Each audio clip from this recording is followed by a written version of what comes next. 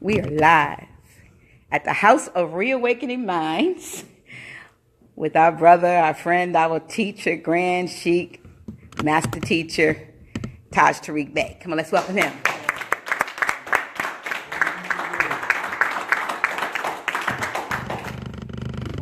One of the things I wanted to share with everyone, Purple. and this is one of our favorites. Get the mic. All right. This is from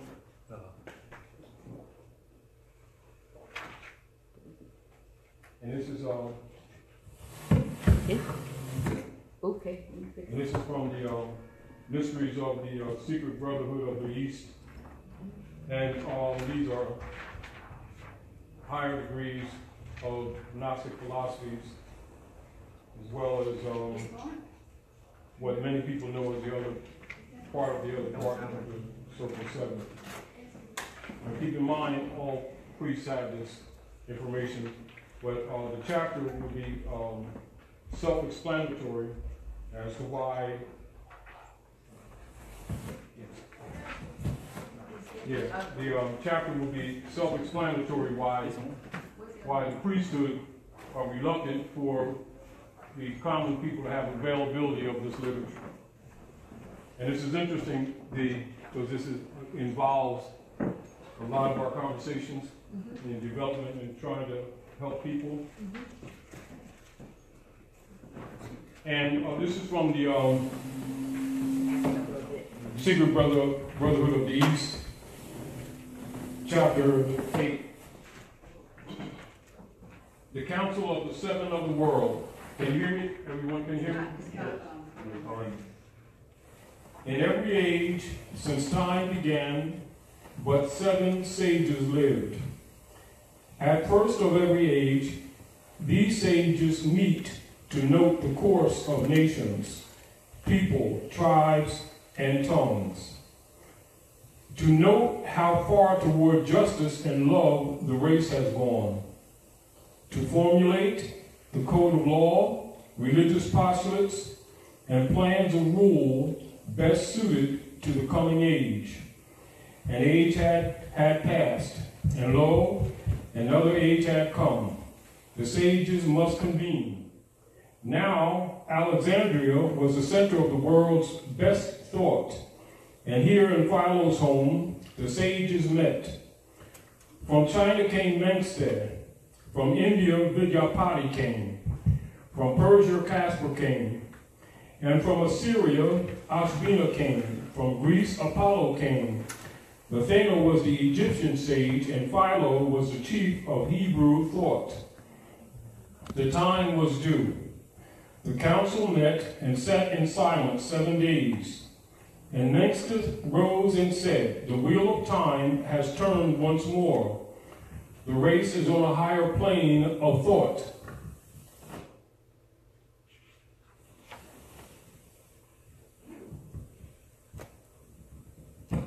We hail, the garments that our fathers wore have given out. The cherubim have woven a celestial cloth, have placed it in our hands, and we will make for men new garbs.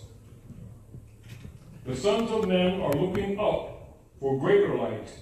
No longer do they care for gods hewn out of wood. They seek for Allah not made with hands. They see the beams of the coming days and yet comprehend them not. The time is ripe, and we must fashion well these garments for the race. And let us make for men new garbs of justice, mercy, and love, that they may hide their nakedness when shines the light of the coming days. And Vidyapati said, our priests have all gone mad. They saw a demon in the wilds, and at him cast their lamps. And they are broken up, and not a gleam of light has any priest for men. The night is dark. The heart of India calls for light. The priesthood cannot be reformed. It is already dead. Wow. Its greatest needs are graves and funeral chants. The new age calls for liberty. the kind that makes each man a priest, enables him to go alone and lay his offerings on the shrine of Allah. And Casper said, in Persia, people walk in fear. They do the good for fear to do the wrong. The devil is the greatest power in our land, and though a myth, he dandles on his knees both youth and age. Our land is dark, and evil prospers in the dark. Fear rides on every passing breeze and lurks in every form of life. The fear of evil is a myth, is an illusion and a snare, but it will live until some mighty power shall come to raise the ethers to the plane of light. When this shall come to pass, the Magian land will glory in the light, and the soul of Persia calls for light. That's one of the great Gnostic passages that the priesthood try to hide from the people, because they don't know that the priesthood has been the problem. And this is one of the reasons why the evils on the planet have ingrained themselves so deeply, because they've actually been guided by the priesthood themselves. The ones who have been least suspected has been actually in partnership with the lower light. And this is why people from no matter what so-called religion they claim, all they see is misery, broken families, jail, drugs, IRS taking their stuff, and the corporate state stealing people's properties and stealing their estates, stealing their pension funds and doing everything else. And the priesthood sitting around talking about salvation and Savior, except while they're getting a 501c3 kickback in the back door to keep the mystery system going, which they know they have been misguiding the people. However,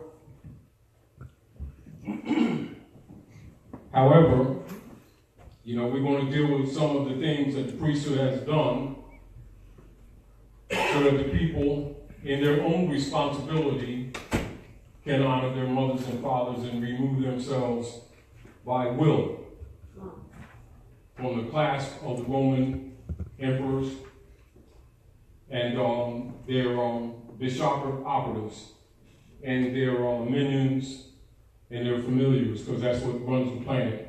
And as we were talking earlier, you know, a lot of people, when they're dealing with the social conditions, social economic conditions of the peoples, they're usually trained to speak in terms of connotative linguistics relative to racism and slavery and stuff like that, and color games, etc., when really they're suffering under unum sanctum policy. And so the unum sanctum policy is the major rule, bulla, from which all European, Roman, colonial operatives enforce their so-called policies. Right on down to the gangs of New York that was formulated in New York that are now called policemen, that actually have a secret agreement with the United States Corporation Company that was bankrupted in France to overthrow the Republic. And so when people have a misunderstanding on the operations of these different people in our communities, they need to know why. And it doesn't mean that everyone who's a member of the police are necessarily going into those orders for that purpose, but that's what the order was set up for. So the gangs of New York was actually Europeans who agreed to be vigilantes and start dressing up looking official, but their major mission was to dishevel, create disorder, and dismantle civility in targeted neighborhoods. And of course you see it every day, but people get confused because their miseducation is based in the idea, which is false, that these people are empowered to enforce constitutional law for protecting the people. They are not. They are put in position to protect the interests of the United States Service Corporation and members of the Roman Curia. They are literally Roman soldiers. And this is why you see some of the untoward things that they do, and then you see no recompense. Or you see whenever they need organs, they'll target some young male or young sister and murder them on the street, steal their organs, and you see no justice, and people get confused when they see things like that, because in their imagination they think those people are law officers. They are not. They're enforcers of unum sanctum policy. And it's unfortunate, but it's a truth and a reality. And however, it must be understood that that for maintaining colonial operations, certain moral and ethical principles must be thrown out the door. In other words, it's done for the sake of the empire. So even though certain things are done in an untoward way, they may appear impersonal, but they are impersonal because it's for the empire. And this must be understood. This really must be understood.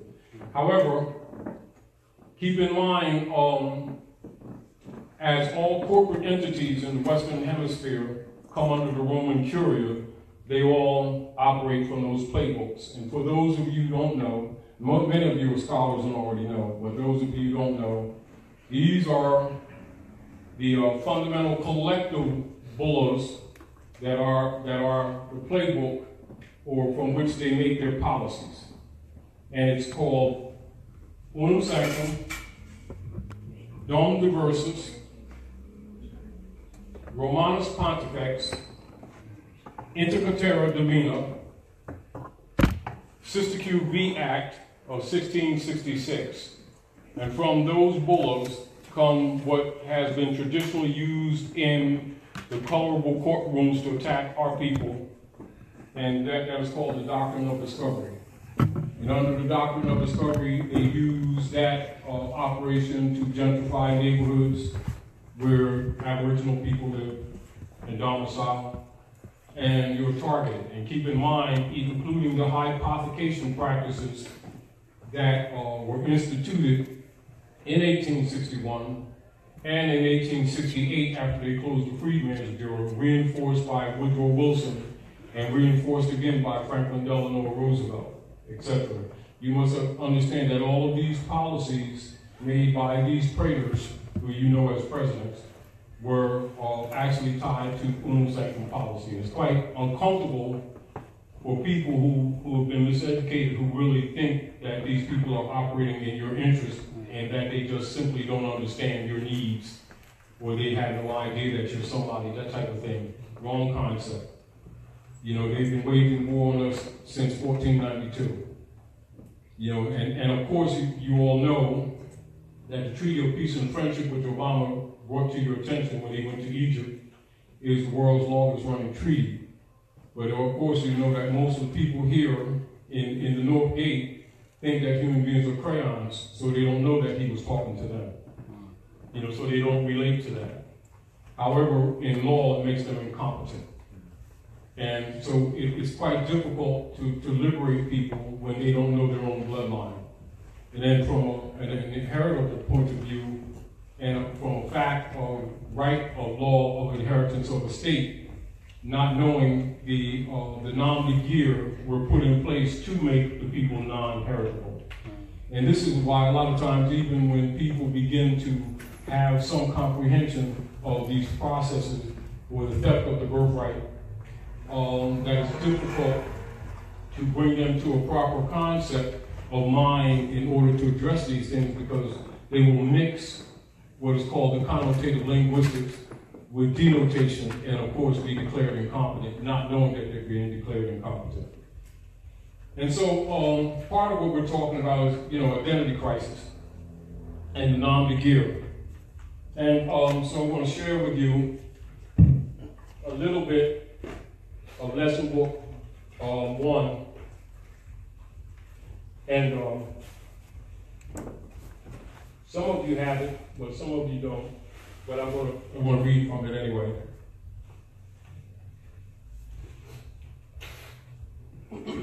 I would put it on the board, but it's on one of my other computers, on one of the other hard drives. But I want to read a little bit from lesson book 1. The lesson book 1 is who are the Moorish Americans? Moors defined. And of course, Moors order of the round table. Now, who are the Moorish Americans? Moors defined. Lesson number 1. In this modern era of technology, enlightenment, and split-second communications, there still exists a large body of people who think the nations of the earth are identified by shades and colors. False. The nations of the earth are identified by pedigree and nationality, not by colors. In spite of the religiously taught specter of the existence of a light-skinned black nation or a dark-skinned white nation, it is all a lie. Ignorance is a cultivated business for both usury and oppression. In the United States society, USA, many trusted people are agents to this vulture. The benefactors of mass ignorance dread the exposure of this information because it exposes their true motives and hinders their license to usury. Nevertheless, truth must be told to clear the mind, thus lesson number 1, more is defined.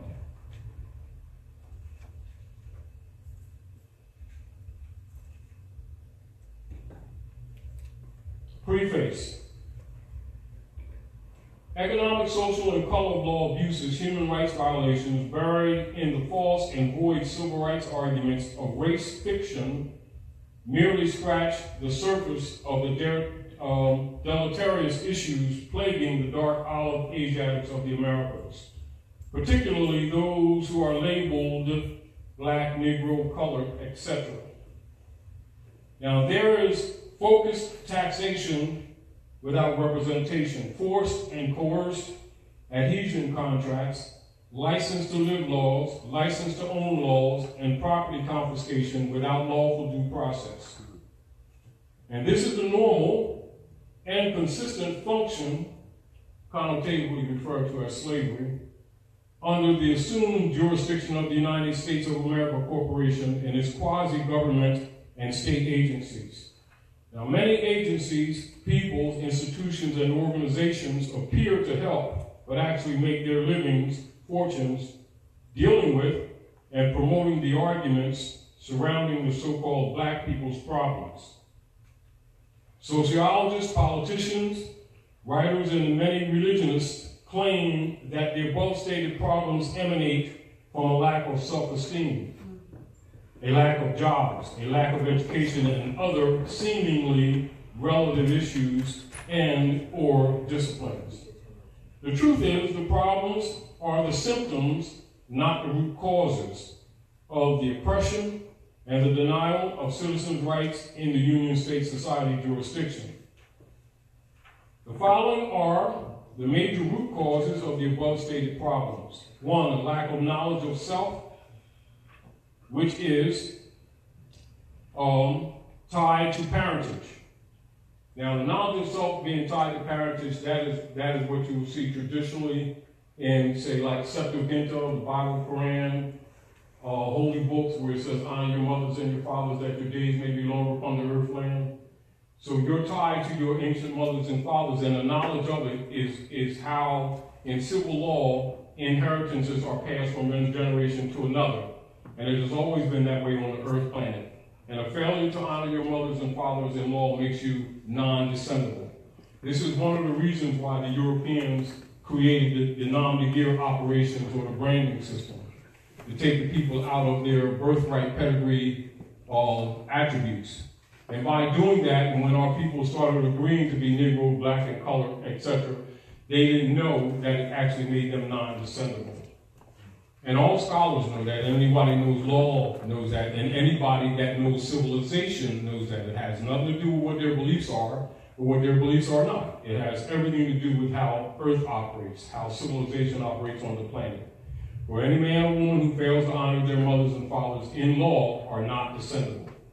So this must be understood that the branding system set up by Rome was not accidental. It was not just a nasty idea that they thought of doing or practicing. It had legal and lawful applications and functions purposefully.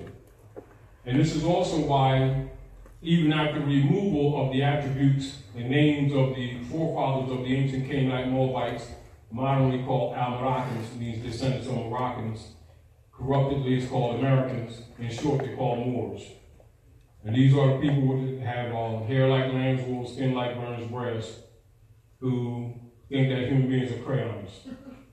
And so that's an unfortunate situation, not knowing that that is connotative linguistics that was introduced to them. It's not a natural part of civilization or culture. However, their willingness to adopt these nom de guerre has actually taken them off the platform of international law protections, which is why it was done, of course. The interesting thing is that all scholars already know this, and the more interesting thing is that it's knowable even by children. All you got to do is take them to a basic, decent dictionary that has etymology in it, and a child can see it, third grader can see it. And of course, we're not going to go through that because most of you already know that. That's elementary stuff.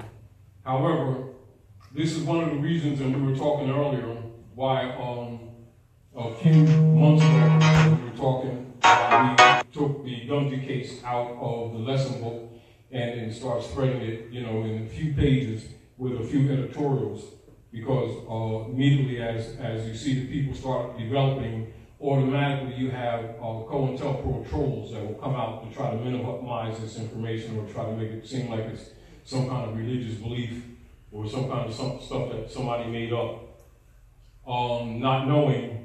And they can only get away with people who can't read, but anybody can read, they can get past that. And so that's one of the reasons why we shared the Dungy case. But anyway, let's move on, and I want to hit on a few things here. When you had put up your post, Dr. Nailah, when you put up the post, were there any particular specific questions that came up on a regular basis? No, they were just basically sharing the fact that you're going to be here, so nobody put any particular questions up. All right, so they're good on that. All right. Now,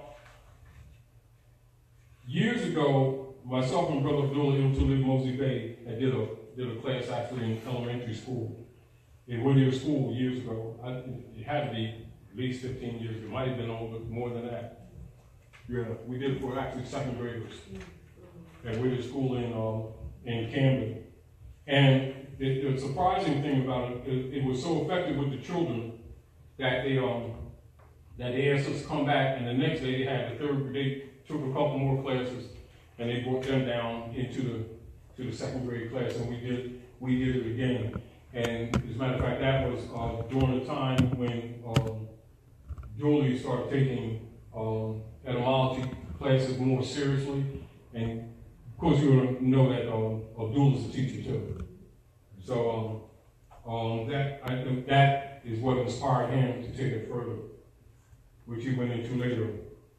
But anyway, I want to present to you all to clear up certain concepts, because one of the things that we need to do is to remove a lot of the biases that exist amongst ourselves. We often are trained to look at the biases of Europeans who've been taking advantage of us truly. Nevertheless, what we can do, justice and nature does not recognize person or station. And so what we need to do is get rid of a lot of misconceptions that we have. And that will be done by study, by knowing, by reading again, and going into philologies. But I want to read to you all, something, and I want to see what your response is, and then I will return to you in response to how you respond to this. This is a charter and objects of an order. And I want to read it to you, and I want you all to interplay with me. I want you to interplay with me. Can you give them the mic for anyone who wants to speak? Whoever has the mic. And then we're going to go into this, but I want you to recognize that that in spite of the fact that we're under occupation, it doesn't mean that everything that the European says is wrong, and it doesn't mean that everything that an Asiatic says is right. So you must know principles, you must know justice. If you want justice, you yourself must be just. And so keep in mind while we're in the struggle to solve these problems with our people that we must not lean out of passion into the dark side, because nature does not recognize that. She recognizes only merit. You keep that in mind. And I know it's frustrating because Rome has been doing quite some terrible things to us. But you must understand that Rome was in our servitude first. It's just that so many generations have passed that we forgot our bloodline and we got our history. And because we've been injured so much, in current life, in current form, that we forget that we are who our forefathers were, without a doubt or contradiction. And from generation to generation, those responsibilities still lay, because nature commands it that way. Are we clear? And so this is why when the hand of reconciliation is passed, or when the resurrection of the people is come, that you must come with a pure heart. And it's rough, yes, I know it is. But you still got to come with a pure heart. You mean that's why Dwali said to us, we need to know our higher self and our lower selves. But keep in mind, I'm going to read to you a fundamental charter and objects of the order. And I want to see where you object to this. All right?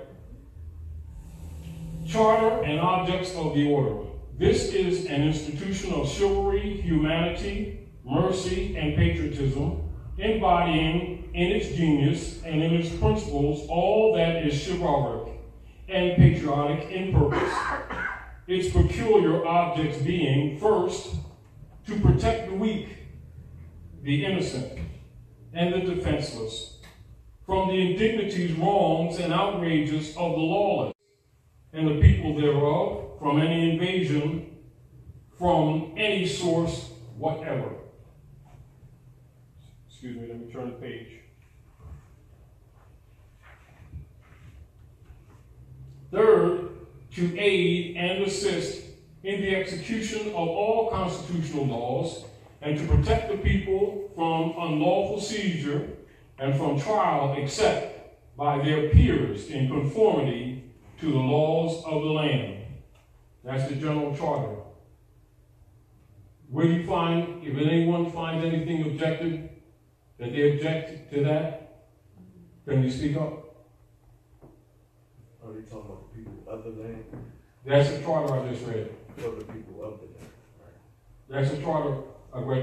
From what I read, if there's something that's objectionable or negative in it, you don't speak up. The Europeans have been doing it ever since they came. Can you give them a mic?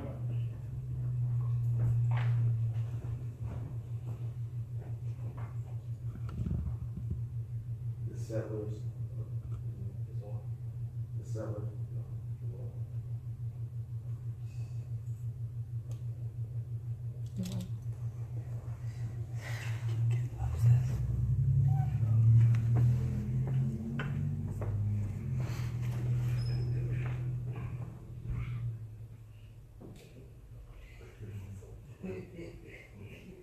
Anyway, so I'm going to say this to you so that you're aware. That is the charter and order for the Ku Klux Klan. Right. Do you understand? Now, how many of our people just reject them right off the bat, just because they're Europeans? And this is, and I'm presenting that to you so that you can understand how much division and how much hatred exists in the world unnecessarily, just based on people really not having an understanding and automatically starting to fight each other. And having an opinion that is not necessarily true. Are we clear? Does that mean that every planner operates on that charter? No. But that is the charter. Now, and the reason I wanted to share that with you guys in lesson book 1 is because you have to recognize your own biases and prejudices that you accuse others of. And that automatically being hostile to someone is not necessarily always meritorious. Are we clear? Now, and then, of course, a lot of the problems that exist in North America is because the European, by burying the true history, has also taken responsibility for some parts or aspects of slavery that actually have not his origin. Are we clear? You know, and so in order to fix these things and a lot of these problems that we have in the North Gate, it's important for the true history to be taught in order that we uplift this of each other. And keep in mind that the ancestors and nature herself will aid us when we come with a pure heart. You come with a dirty heart, and the bull continues. And I don't have to tell you, the bull has been continuing, because the bull, since the Dorp, has been continuing. And, you know, we need to understand these things, you know.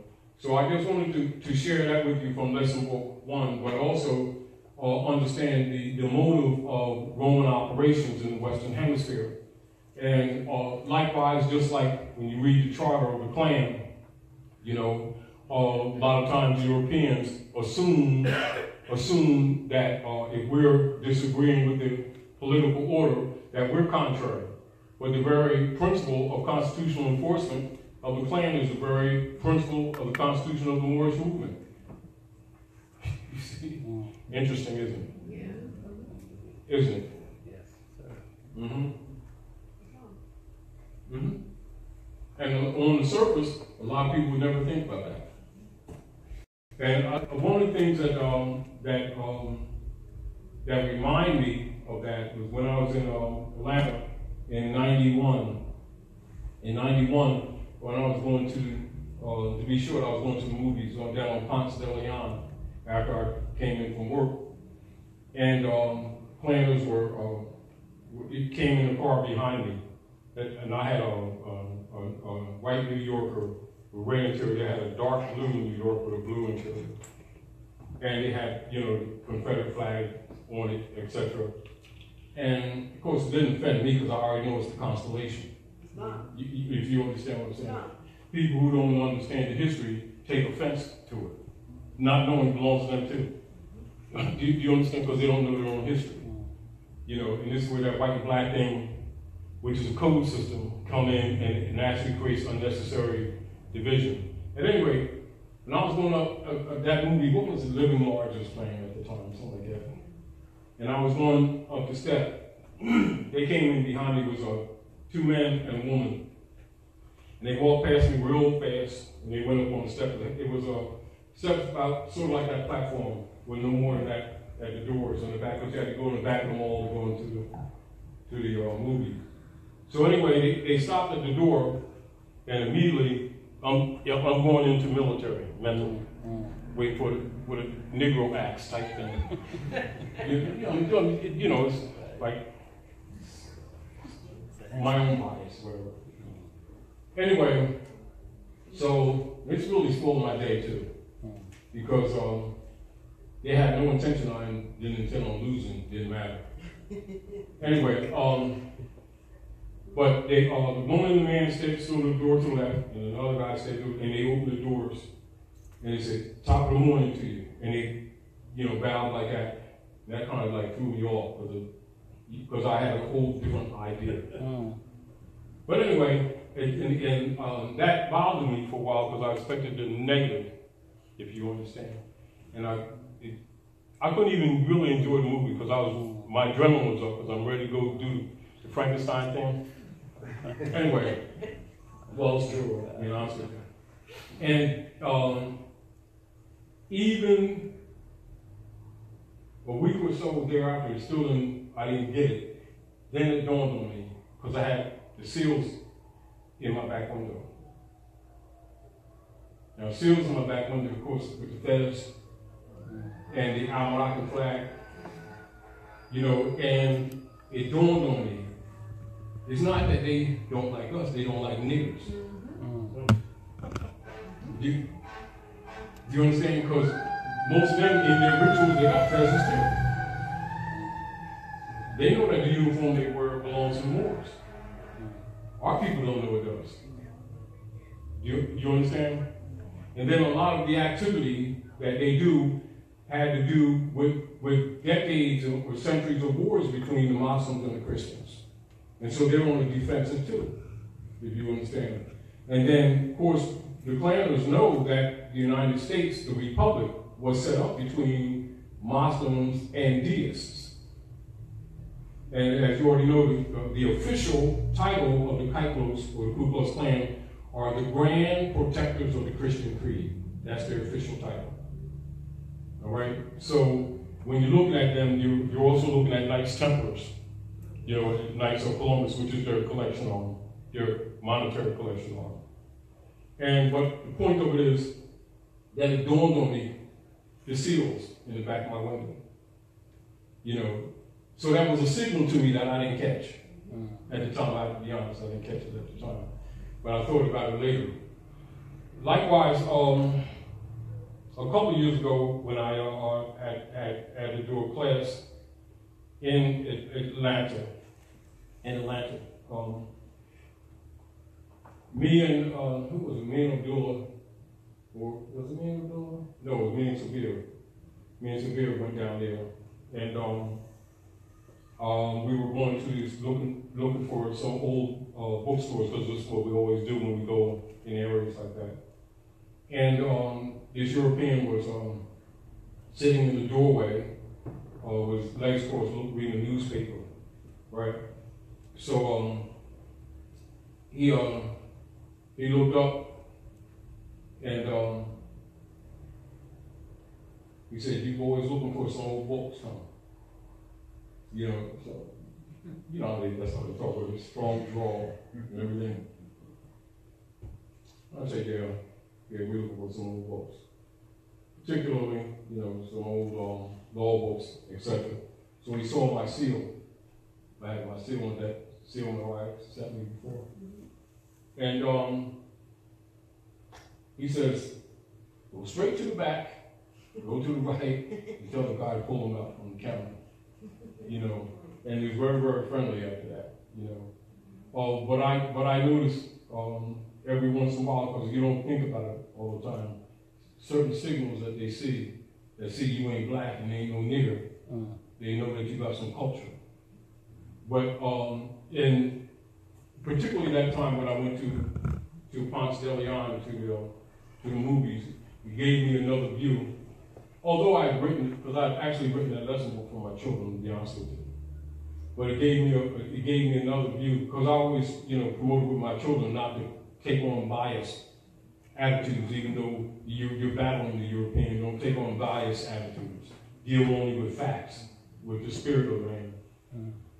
And the more and more I look at it, and then I understand when Drew Ali said he traveled the South, and he see the life that we live creates a lot of problems, and I found that to be absolutely true. But nevertheless, what we're dealing with today in these times is a lack of consciousness with our people that is very costly. And that is not, the identity crisis, not knowing the seriousness of it. And this is also back to the issue of people not suspecting or not knowing to suspect people amongst our own who keep promoting that black brand with our people as if it's innocent and as if they don't know better. Because, you know, you'll see that very often that upon a challenge, our people will immediately start making excuses for them because they're either Muslim or they're a minister or they go to their community organization, whatever. And the truth of it, another scholar knows that scholars know this information. Just because they may not speak of it in their clubs, they're not asking of this information because anyone that's a scholar, anyone that got any kind of degree, got this information in order to get them degrees.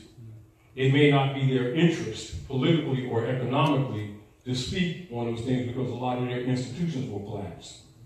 But what that shows when you study this over a period of time is that many of our problems have been because we ourselves have been defending men and women amongst our own who have been promoting the brand system to our own injury, and we defend them just because we know them. Do you understand? Or because we've been members in different organizations with them, when actually nature does not recognize that. Truth is what it is. Truth does not pass away, don't change or pass away. So they're fundamental. So it doesn't matter whether it comes from a European or Asiatic. Truth is truth. And what you find is when you, the more you study, the more you go into world history and true religion. We're not talking about dogma. Keep in mind the masses get dogma. The masses don't get religion. You know, and they don't know that. But scholars know that. And it's a lot of these dynamics which are really interesting that I find that are very sensitive in finding a way to liberate people from their own baggage when they think that they've actually been liberated when they actually have not. Again, and that's again the necessity of the Dungy case. Now I'm just going to read again partially from the Dungy case for the purpose of the non-Nagir, and this is only because we have a few other, because I didn't plan to go into this part, but because we have new people here, I want them to see that, and then we're going to go into the issue of the reconveyance principle on foreclosure a little bit on the basis of the non-Nagir. But let's go to Lincoln defends Moore. Now keep this in mind, we're not going to go through the whole thing, because I'm only going to go through two parts, but I'm going to deal with the etymology of black. And this is to dispel the trolling that has taken place in recent months as it's become more and more effective with people starting to develop. Like for instance, like what occurs when I was coming to the train station, about 3 people approached me. And of course, which you already know, when we was traveling, about 2 or 3 people, and thanking for what they've learned. But that's the reward. That's the reward. Now keep in mind, this was when Lincoln was a lawyer 5 years before he was president, right? And we're not going to go into this case much, except for what Lincoln stated to present to you that the issue of your true pedigree is not a new issue, because a lot of people try to act like it began with Joie Lady, and then act like unless you were a club member you can't be who you are type thing, which is another fraud.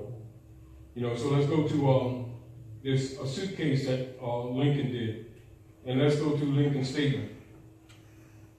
Abraham Lincoln. My client is not a Negro, though it is a crime to be a Negro, no crime to be born with a black skin. But my client is not a Negro. His skin may not be as white as ours, but I say he is not a Negro, though he may be a Moor. Abraham Lincoln. Mr. Lincoln, interrupted Judge Davis, scarcely able to restrain a smile. You mean a Moor, M-O-O-R, not Moore, M-O-O-R-E. Well, Your Honor, Moore, M-O-O-R, not Clifton H. Moore, replied Mr. Lincoln, with a sweep of his long arm toward the table where Moore and I sat.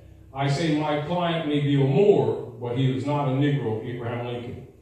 Now, for those who don't understand, how many of you know about the Dred Scott case, which is the most serious? Yeah, that is the most important slave case ever to come before the Supreme Courts of the United States. And unless you've been told by a true scholar, the pseudo-scholars will immediately start talking racism, when actually the issue was status. And so the status was dead, and in law, like say for instance, to make it very clear, because I don't want to go into this but so much, if you come before any court on Earth planet, and you're claiming a name that is not your own, and you're claiming a brand system for nom-de-guerre. Nom-de-guerre is war name or pseudonym. North America is famous or infamous for nom-de-guerre. Nom-de-guerre such as Negro, black, colored, Indian, coon, shine, etc. These are in law called nom-de-guerre. Now, all scholars know that persons bearing those tags, because they're tags and brands, are generally provably of Moorish descent. Those brands were made up by Dutch masters, mostly from the East Dutch Company. That's where it mostly originated from. And it was practiced by Europeans to tag their defeated Asiatics. Those were Africans who were defeated. So when you want to see either Africans, they're also referred to in international as Moriscos or Moranos. Moriscos, Moranos, these are Moors who are called conversos. Those are Moors who betrayed their own and started claiming to be Constantinians under the guise of Christianity, which means they sold their own people out. All right, so those are referred to in history, in world history, as Moriscos, Moranos, conversos. And the descendants of such persons are tagged Negroes, blacks, and colors. Negro means monkey. You know, but these, what they do, it takes the people outside of heritability. How is that done? Because the world's oldest running treaty, as Obama has said, is the Treaty of Peace and Friendship. And he went to Egypt, which is capital dominion of the Moroccan Empire. And those of you who know history understand the dividing of the Moroccan Empire between the Constantinian order. Well, it will be written in history as the Christian nations. And understand it has nothing to do with Jesus, and it has nothing to do with divine. It has to do with conquest. All right? The popes of Rome. Because understand, the Constantinians used Christianity as a front. Are we clear? Now, all scholars know that. However, people who are non-scholars don't know that. Now, you have some of the Christian order who studied ancient Asiatic African culture and also wanted to stop the hundreds of years of wars between the Muslims and the Christians, i.e. the Moors and the Constantinians. And they are known as deists. Deists. So write that down so you can do the research. The most famous of the deists are called Thomas Jefferson, John Adams, Benjamin Franklin, etc., who are also referred to as the founding fathers for the United States order, although they're actually brought under the care and protection of the Emperor of Morocco. And most of you know about that when you read George Washington's papers. And of course, you know that part of the history is more suppressed, except for people that are in your higher degrees of masonry or skull and bones. They get that information, but they take death oaths not to reveal the secret, so they can't even tell their own family members. But they know this history. And so do all these so-called marching, praying black leaders, most of whom are 32-degree Masons. That would include Martin Luther King, Jesse Jackson, Abernathy, all those club members. All of them are Masons, and they all got this information. And they all of them got a Moorish fez in secret. And once they get 32 degrees, they got a certificate that says Assalamu Alaikum, and they get a holy name. You know, so that's how it works. That's the real world. That's the real world. And when they've been taken to the mountaintop, they're showing the great seal of the Moorish nation. That's that pyramid with the eye of Allah at the top, which you'll see right there in the Library of Congress, written in the ceiling. It's not even a secret. You know, and one of the things they do, they hide things right in your face. And our people usually have their biases. And so they, you know, they think that when they say Muslim or Muslim or Christian, they think they're talking some spirituality. No, it's political. If you understand what I'm saying to them. But the deal of it is, the treaty is supposed to break that mystery system and liberate people. And it's to make peace between the Constantinian world and the Muslims, i.e. the Moors. And as you already know, when Queen Isabella and King Ferdinand of Aragon and Castile merged their kingdoms from Al-Andalusia when the Red House fell. And the Red House, this is why they even used the Red House in masonry. The Red House is the Alhambra. And then they set up the global estate trust to control and to administer over all conquered Moorish lands. You know, so when you go into your war records, anywhere around the world, doesn't matter, you'll see the dividing of the Moroccan Empire. You'll see British Morocco, Spanish Morocco, French Morocco. And this goes on right here now. And so it was necessary for them in order to maintain what you call conquest or servitude, to create the nom-de-guerre brand system in order to remove the people from descendability. And all they needed was a few generations where the people actually forgot their bloodline. And then they would start taking up these things because their parents and friends would be saying that they're green people and orange people, and it doesn't matter what color you are. They started actually thinking this is reality, not knowing it was designed to steal their birthright. You understand? And now some people who get woke a little bit think that because they come back to Islam, religion, or Judaism, both of those are Asiatic religions, understand? that they thought that they were actually coming back home or getting out of the Europeans' colorable jurisdiction, when in fact that's not. It is the bloodline. Without the honor of your mother's father, it don't matter what you claim, you have no right of estate. And this is what's been going on. Now, and so again, for those of you who've done any studies in jurisprudence, and then logically we've done study in jurisprudence, you understand jurisprudence is the science that treats of positive law. But in logic, you recognize, you're taught of the different systems of law, positive law, to recognize, to distinguish from color law, which is operative here. And those who also who know the history understand the history of Abraham Lincoln and when he bankrupted the United States Service Corporation that Benjamin Franklin had set up in France to deal with the enumerated powers. So I'm just hitting on some of these things to put you on key to understand the politics that you're dealing with today. And this has much to do as to why they have suppressed original Article of Amendment 13 with its 20 sections, and why the children in the school systems only get to 2 sections right now, but all scholars know about the 20. You understand? And so while that is not the subject matter, I'm saying that for the benefit of people who come here new, so that you can do some research on your own, so you can understand the major theme on why we're hitting on these things. And as you already know, we can't do in one lecture or even in 2 or 3 lectures undo what Rome has done for years. However, it is the duty and responsibility of all scholars, no matter what walk of life, to tell the truth, because they all have these degrees.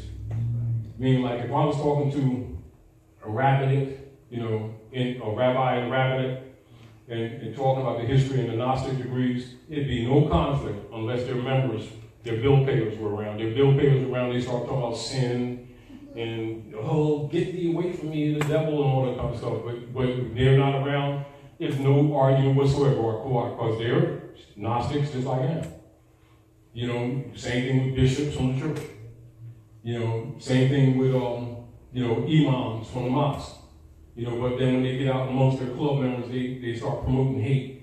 They're like their God is better than everybody else's God, and they start pulling up toothpicks and sticking each other, and all that kind of stuff. Talking about his love and Jesus. I'm telling you, you can meet some of the most hateful people that do stuff to people in the name of religion, because it ain't religion in the first place. They're dealing with dogma.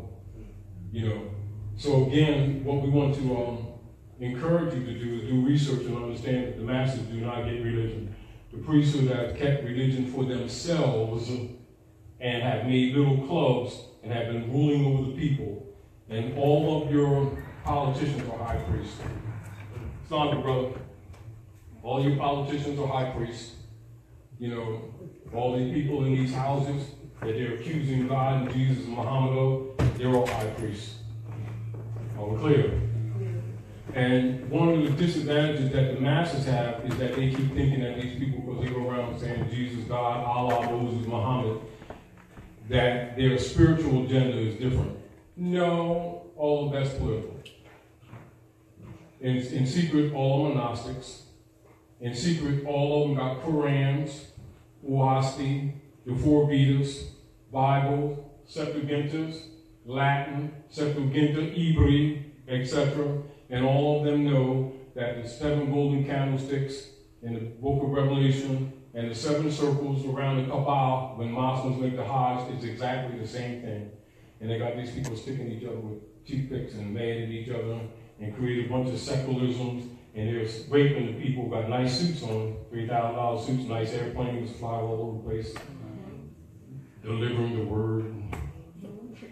Well, it's what they've been doing, they've been getting over forever, And whenever the prophets come to liberate the people, it is the priesthood who murdered them. Ain't no mystery devil that murders the prophets. It's always been the priesthood. From Muhammad, we ran Muhammad out. Yeshua, this is why they even had the Nicene Council and changed his name in order to deceive the people from the real history. Knowing, but yet in the secret society is one of the first lessons they'll give them is Ruth the Moabitess, his great-great-grandmother. And knowing that Jesus was more white, you know, he was more too. You know, and so the descendants of the same bloodline think that they're green and black people and purple and light skin orange and don't matter what color. They don't even know that's their same bloodline. And so he came amongst his own, they received him not. Now they got Roman names, which are nom de guerre. Rome has hypothecated all their estates, present tense and future tense. That means all inheritances. And this is the hypothecation that you'll see when you go into congressional records, when it's talking about Franklin Delano Roosevelt with the birth certificates after they ran through another corporation shell. That's what that's all about. So I'm just throwing that at you so that you all understand that all that stuff is related. All right? And also to remind you that when Woodrow Wilson met with the Jesuits and a lot of the Lords of London, of the Lord Governors, they're called Lord Governors, London off Jekyll Island, Georgia, it was the purpose of solidifying the unum sanctum policy. And so a lot of people are get caught up in, you know, whether there's gold or silver coins, which is actually surface argument. It is true, but that's a surface argument. The real issue is the estate and the resources.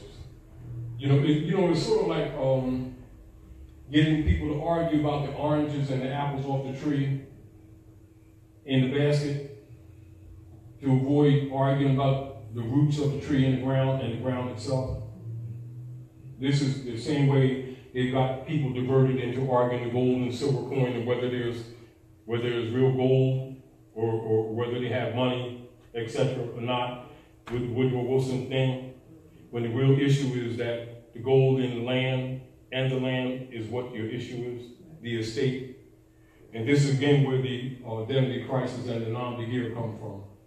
Now, in argument, so I'm going to go into just the etymology of black, and then we're going to go into, when we talk about the reversion, entry into your claim to whoever claims to be the holder in due course of the instrument, trying to take your property or your estate, etc. But I'm going to go into, I want to read status, and keep this in mind, good brother, with the Dred Scott case. When you read the surface page, you'll see that it says plaintiff in error. Yeah. And now, for those who don't understand, so we don't want to get, delayed into that case itself. The status is that when he came into court and he's arguing about the territorial issue of the Missouri Territory being free, a free area, and that when the Sanford family took him into the Missouri Territory, therefore he should have been free. And then the argument was that the issue was the status. It mattered not where he was, because status is everything. You know, come before the court, claim to be Dred Scott. That's a confession that he's European property, because he's of Asiatic African descent. He ain't Dred Scott. Plain vanilla, you see. But by our people not understanding nom de guerre and why the brand system exists, it doesn't dawn on them that you cannot transact business in another man's name, no matter how many generations, and claim right of estate. Ain't gonna happen. Goes back to an ancient rule: honor your mothers and fathers, that your days may be longer upon the earth, and which the Lord thy God has given thee. Also, another one says, I hold my hand out all the day long to a hard-hearted and rebellious people who were not called by my name. When they repent from their sinful ways, I'll hear from heaven and heal their land. All of this deals with the purpose of the nom de guerre as a counter. And so we're not talking from a dogmatic perspective. We're talking about an actual jurisprudence principle that is ancient on Earth planet. And our people need to be aware of that, because most of the time when you go into the Septuaginta or the Bible or the Quran, people start getting spooky. And those books are not really for that. They're really for reformation, social reformation. So, status is the standing, the state, or the condition of the person. It relates to the legal relation of the individual to the rest of the community. Keep this in mind. This is very important. Status relates to the rights, the duties, the capacities, and to the incapacities which determine a person to a given class. It is a legal personal relationship, not temporary in its nature, nor terminable at the mere will of the parties, with which third parties and the state are concerned. And while the term status implies relation, it is not a mere relation.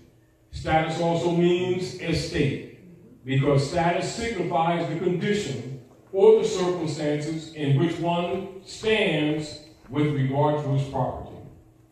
And see, so now keep in mind, in relationship to heritability, in relationship to right of estate, etc., these are fundamental, what you would call law principles that are universal on earth plan. So when you have people that are taking a position of leadership amongst any group of people and are talking about their rights and their liberties and fail to tell them these fundamental truths while having them march all over the place making fools of themselves, that's a COINTELPRO operation. Another scholar knows that, a non-scholar don't recognize it. Do you understand? So it's quite difficult a lot of times if you try to rescue people that think you're attacking their leader guy. You know, when you know that he knows this stuff.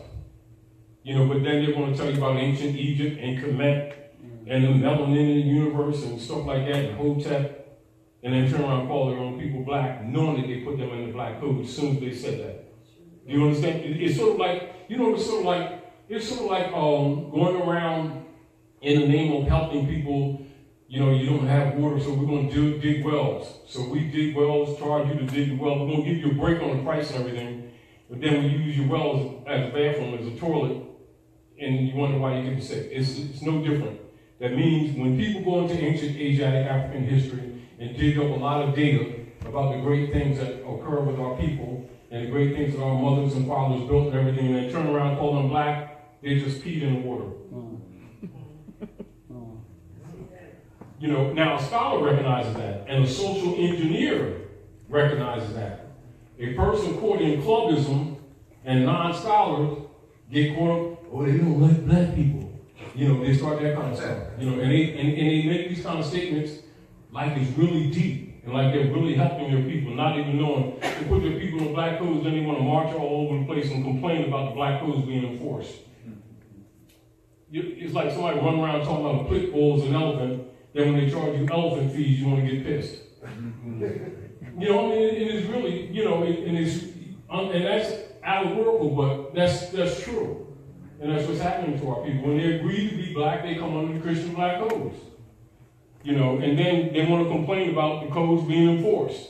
Then when they argue, they go and put the European name on a piece of paper trying to sue somebody. I'm Joe Smith. You know, and then they have no standing in court. Now they're mad. You know, of course, the black codes and the doctrine of discovery comes in. And then people get emotional. You can understand because they're being injured. You know, but the issue is that people who know law and people know rules of inheritance and people who know true American history know exactly what's wrong. That is the non-gear that's blocking them from constitutional protections. They know it from the door.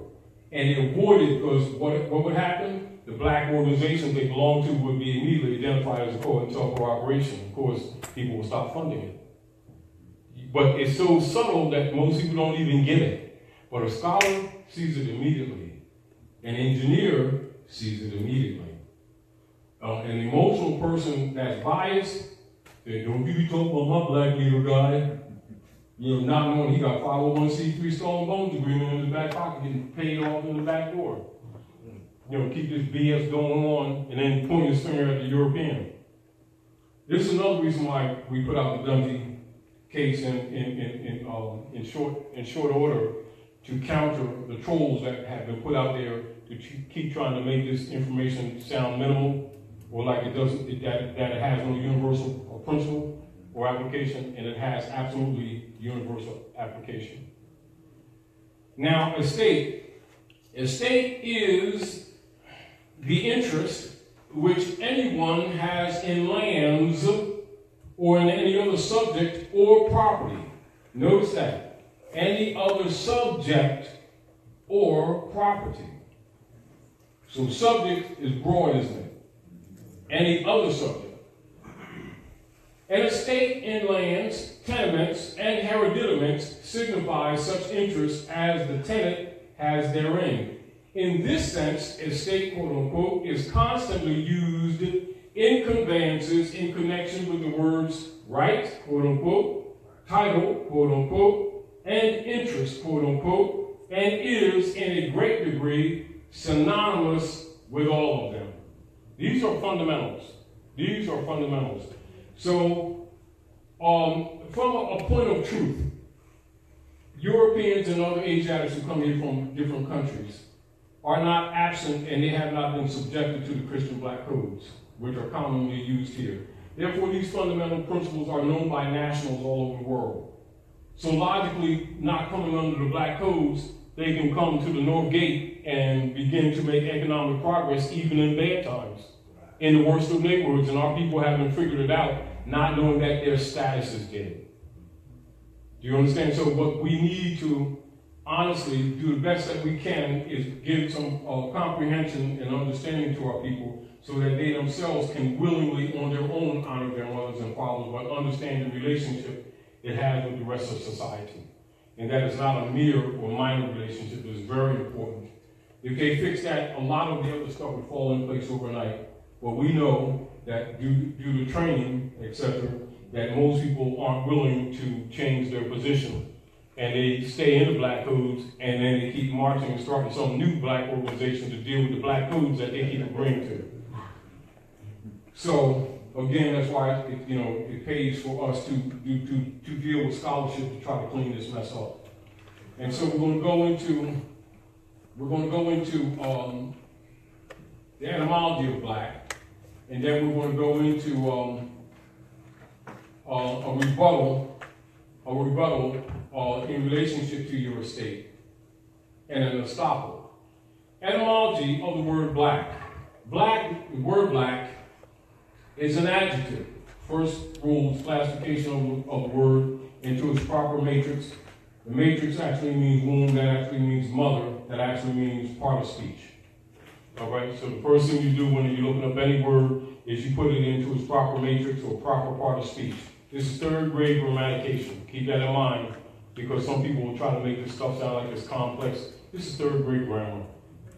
So this is why when you look in the dictionary and you see a word right after, it'll have the part of speech in italics right after the word so that you can put it into its proper matrix. So all scholars know this rule, but people that are held in under the black codes aren't taught basic etymology grade, which should be given to them in third grade. And so they grow up handicapped from the door. So we don't have to go into that, but I wanted to bring that to your attention, so that you can use your own intelligence to analyze the cause and effect, potentiality, and fact of how it operates in society. All right, so the word black is an adjective and is of Middle English, which you'll see in the dictionary will have ME. So Middle English origin. Linguistically and grammatically, Middle English places the word black between the years 1100 and 1500. As a means of measuring the passage of time, this equates to the timelines of the 12th to the 16th centuries. Scholars and other literate people who possess the capacity to read associate the Middle English linguistic timeline by way of the Julian calendar in the Common Era. In the history of European culture, this period of time is considered the High Middle Ages and is also called the Age of Cistercians. Cistercians are members of a monastic order which was founded by Saint Robert of Moulins in the year 1098 at Citeaux, France, under an austere Benedictine rule. So you understand that's Pope Benedict? All right, so you're dealing with the Constantinian order. All right, so you're dealing with the period of time, and whenever you're dealing with linguistics and basic etymology, you always put the timeline, the part of speech, the timeline, and logically, the timeline will come up, and you can see 1100 to 1500. So basic third grader who has the capacity to read recognizes that the word doesn't go past 1100. And so when someone's trying to teach that child ancient black gods of Egypt, the child would automatically know that that person's lying. But a person who can't read doesn't know that. All scholars know immediately that that person's lying. A non-scholar logically would not. But yet, this is third grade grammatication. Are we clear? So remember, you do part of speech and you put the timeline. So when you see they'll always put it in capital letters, M-E, when you look in the dictionary, which means in Middle English, you go to timeline, and you see the part of speech, which is the matrix. You see adjective. So a third grader knows that an adjective describes, it's a modifier, does not identify. So it therefore cannot be person, place, thing, or idea, for that is a proper noun. A child knows that, but an adult who can't read has quite horrible difficulty using fundamental third grade reasoning to recognize that. So therefore they teach their children that they're black, put them in the black codes, and try to make like it's some kind of spiritual Afrocentricity, not knowing, some not knowing, and many who do know, but they're compromised, will promote it knowing it's a lie. And then when their children suffer, they want to complain and march all over the place. Of course, the world don't have time for that, particularly. So when other Asiatics come here from other parts of the world, you already know they don't come and practice the black codes. When they're talking to people who are ignorant, they may talk to them on that level because they know they can't get along with them because they'll start saying, oh, you didn't make a lot, you didn't pray, you didn't give Reverend Jones $5. They start that kind of stuff. You don't know Jesusness. And they're very judgmental. And so most times they'll just quit while they're ahead, go get a thick piece of plexiglass because they're instructed to do that. Go get the empty house that was been empty for quite a while, And then within 3 months, some of these people, some houses, braids and eyelashes and some soap powder wash their butts. While they're sitting around talking about salvation that don't damn exist in their communities. The families are falling apart, youth are dying younger and younger, jails are packed. Women single, got children trying to raise them the best they can, getting screwed all over, underpaid and abused. But they all say, no, they're full of stuff and they need to stop being phony.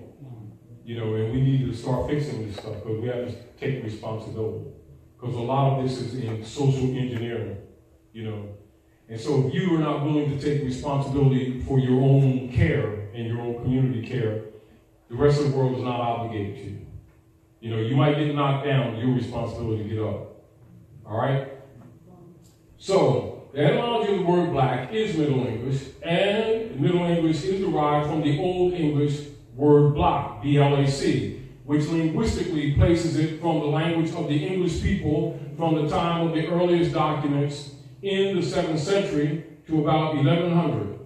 And both of these English words, black, B-L-A-C-K, and B-L-A-C, are derived from Beal, B-H-E-L. Thus, black originates from Beal.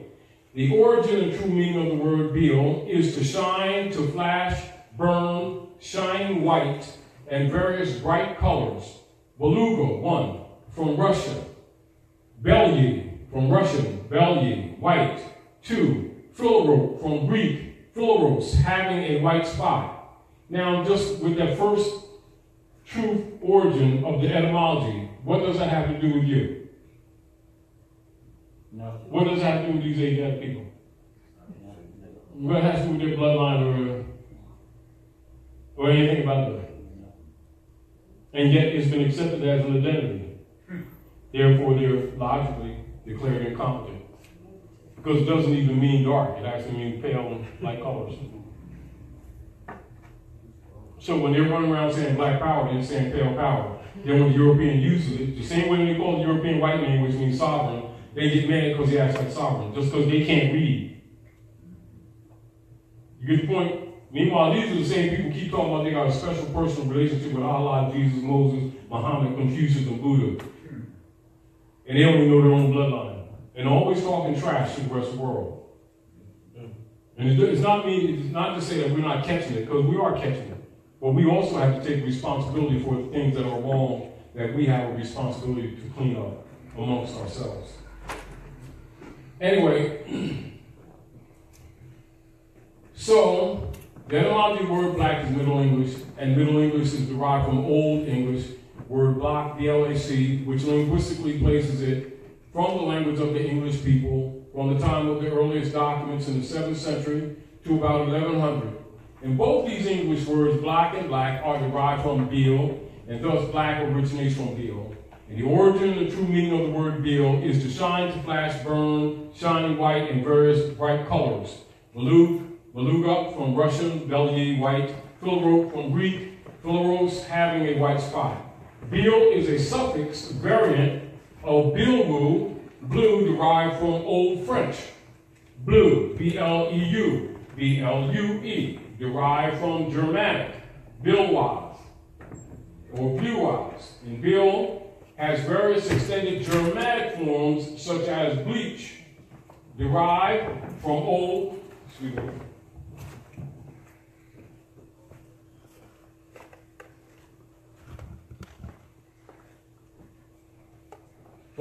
English bleikjan, which means to make white.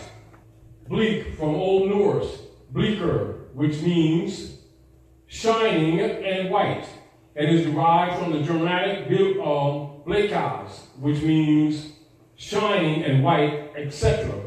Important derivatives of bil are blue, bleach, bleak, blaze, blemish, blind, blend, bland, blank, blanket, blush, black, flagrant, and flame.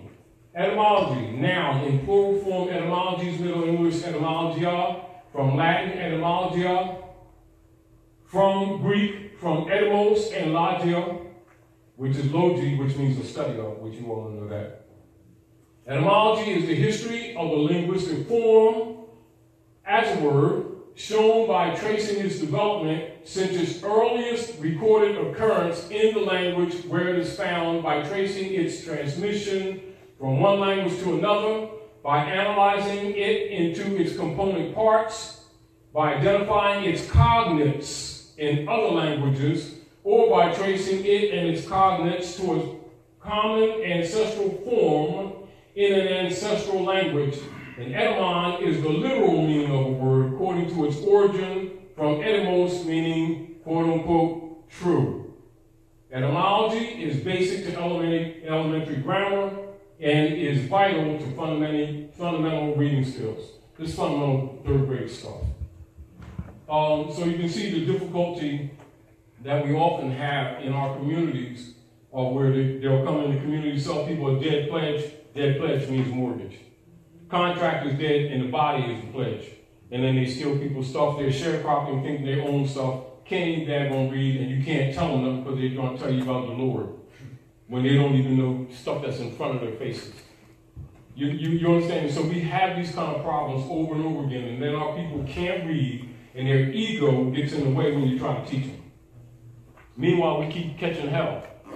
Generation after generation, it gets worse. So the best way to fix things is just tell the truth. So the truth will let chips fall where they may.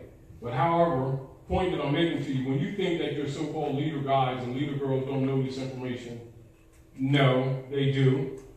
It ain't always in their interest to expose it, because half these institutions that they've created actually are in place to drain the people of their economics. It's not really there to help the people spiritually or politically.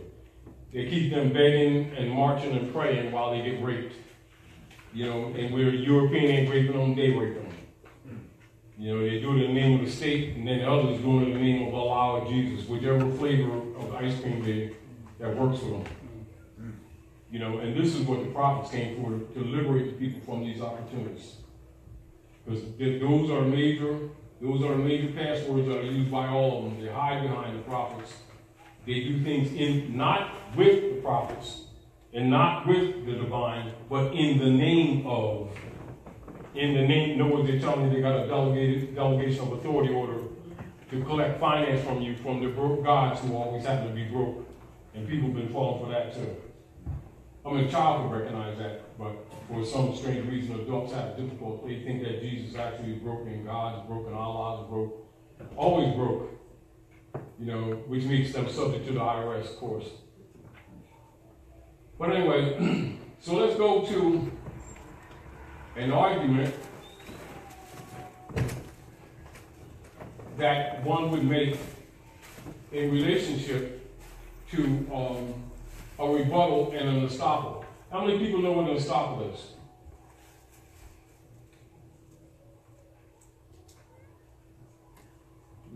No hands? Oh, go ahead.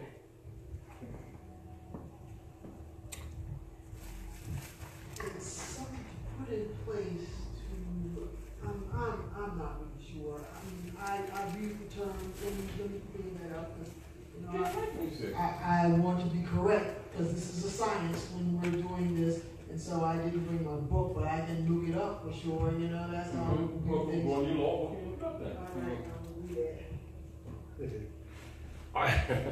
The estoppel is simply like if there's an assumption, if there's an assumption on someone that makes a claim, right? An estoppel is essentially you're presenting an affidavit or a statement in truth to stop or to rebut or to interrupt that claim and to state the facts for the record.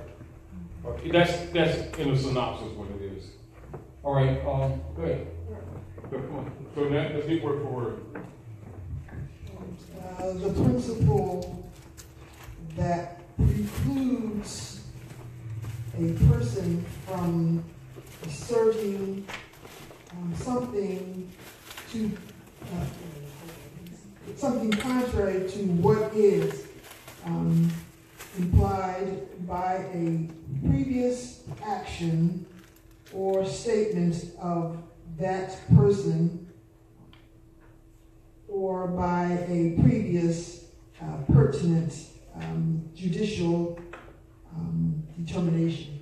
So, whatever is set for the record, meaning that if someone has made a claim or entered into a record, a statement, or say against yourself or an estate or something like that, or made a claim, that is like technically like a rebuttal. So this is the fact, dismissing the claim that's thereby stated. Like if somebody say, Nailah, we own your car and we're coming to get it, and you start arguing the amount or something like that, rather than doing a stop and say, no, you do not. I own the car, or the car is, I'm steward of that car, etc. And I did not give up my right to it just because you falsely transferred the original manufacturer's titles of origin to the corporate state without letting me know that, which is a fraud. So I'm claiming right on my estate. That would be an estoppel. Do you understand? Would that be with anything? But go ahead. Estoppel, would that be placed on top in the affidavit, or in the affidavit in the body of the affidavit, or it's just how would you put, This is an example. So this is an example, correct? Now, the term I'm saying. yeah. Now, James told me to share this. This is an estoppel that he currently is using for an alleged. And I want to analyze this with you all too. All right. Now this is, as you already understand, Wells Fargo Bank. Now you see that NASBM 2 World Savings Bank Incorporated versus James Warren. You see that? All right. Now, what do you see in those first two, in that first line? What do you recognize in the law of contracts that you see in that first line? That you would argue for purpose of rebuttal and estoppel. Wells Fargo Bank, NASBM 2 World Savings Bank Incorporated. What do you recognize immediately? The World Savings Bank. Besides the caps, I recognize that they've transferred. There's another party that have not entered into contract with. Immediately you recognize It's two parts. third party interloper. Third party interloper, yeah. So, third party interloper. So immediately from the very beginning, you got law argument to dismiss the claim, don't you? What happens if you miss that and don't claim it? You're going to lose. Huh? It's waived, isn't it? Yeah. Any right not claimed is waived, isn't it? So this is essentially and estoppel. Are we clear? It's fine. So 90% of the time, when you get an instrument from the corporate states or agencies, if you understand how to read, or if you understand basic jurisprudence and basic right of inheritance, right of heritability, and the hypothecation that has taken place unlawfully, you would argue that, wouldn't you?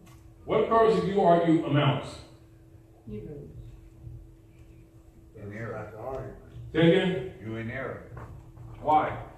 Because it's a state issue. It's not about money. All right, if you argue amount, that means you agree that the contract is valid. Oh, Because it's not an issue of amount, it's an issue of principle. Are we clear?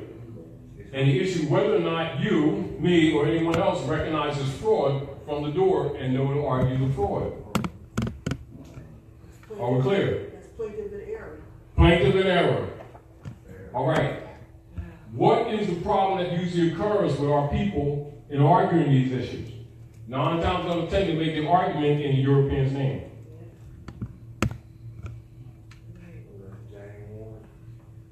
Are we clear? Which automatically makes them state property.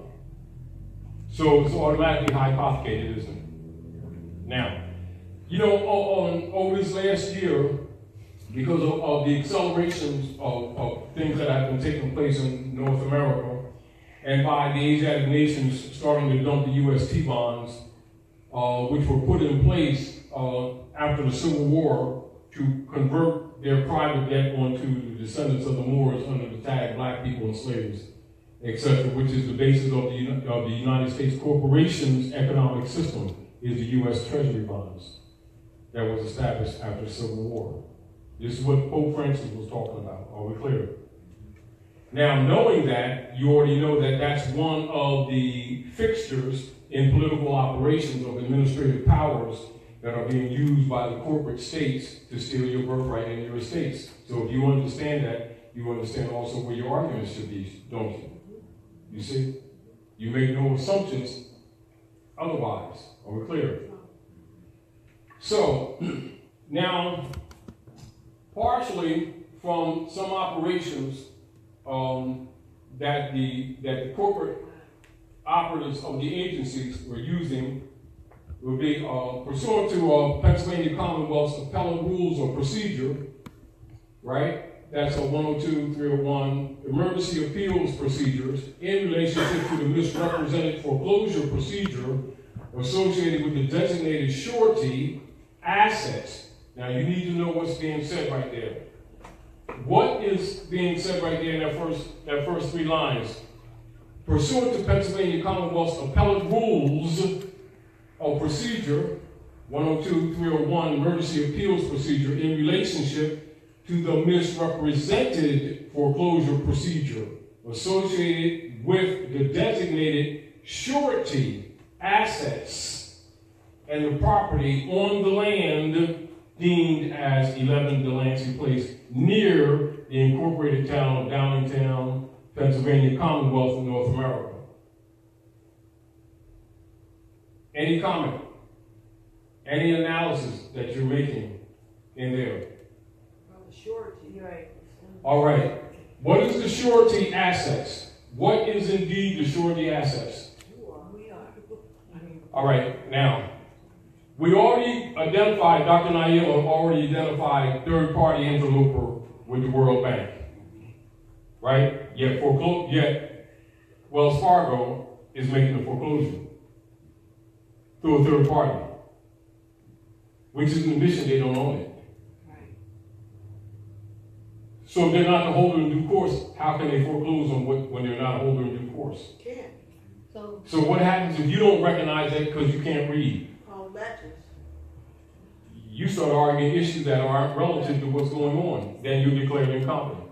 The holder in due course, is that the holder in due All course? right, what constitutes holder in due course? I'm thinking holder. Now don't guess. What constitutes holder in due course? I'm not sure. All right, the good answer.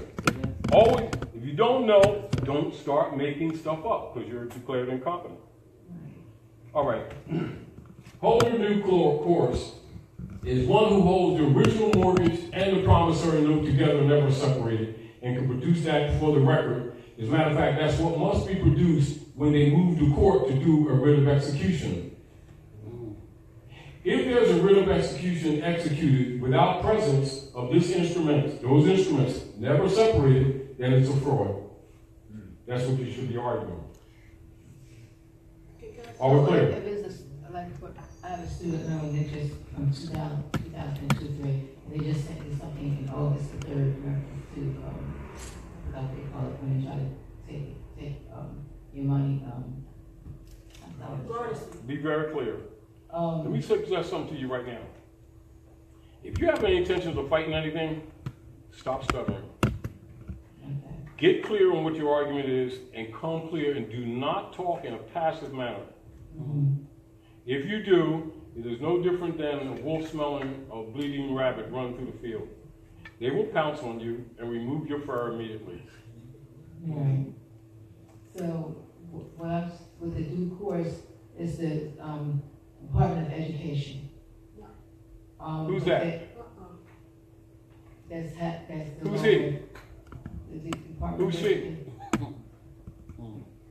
Well, they're not. No, they're, who's she? They're a corporation. When was you talking to the corporation?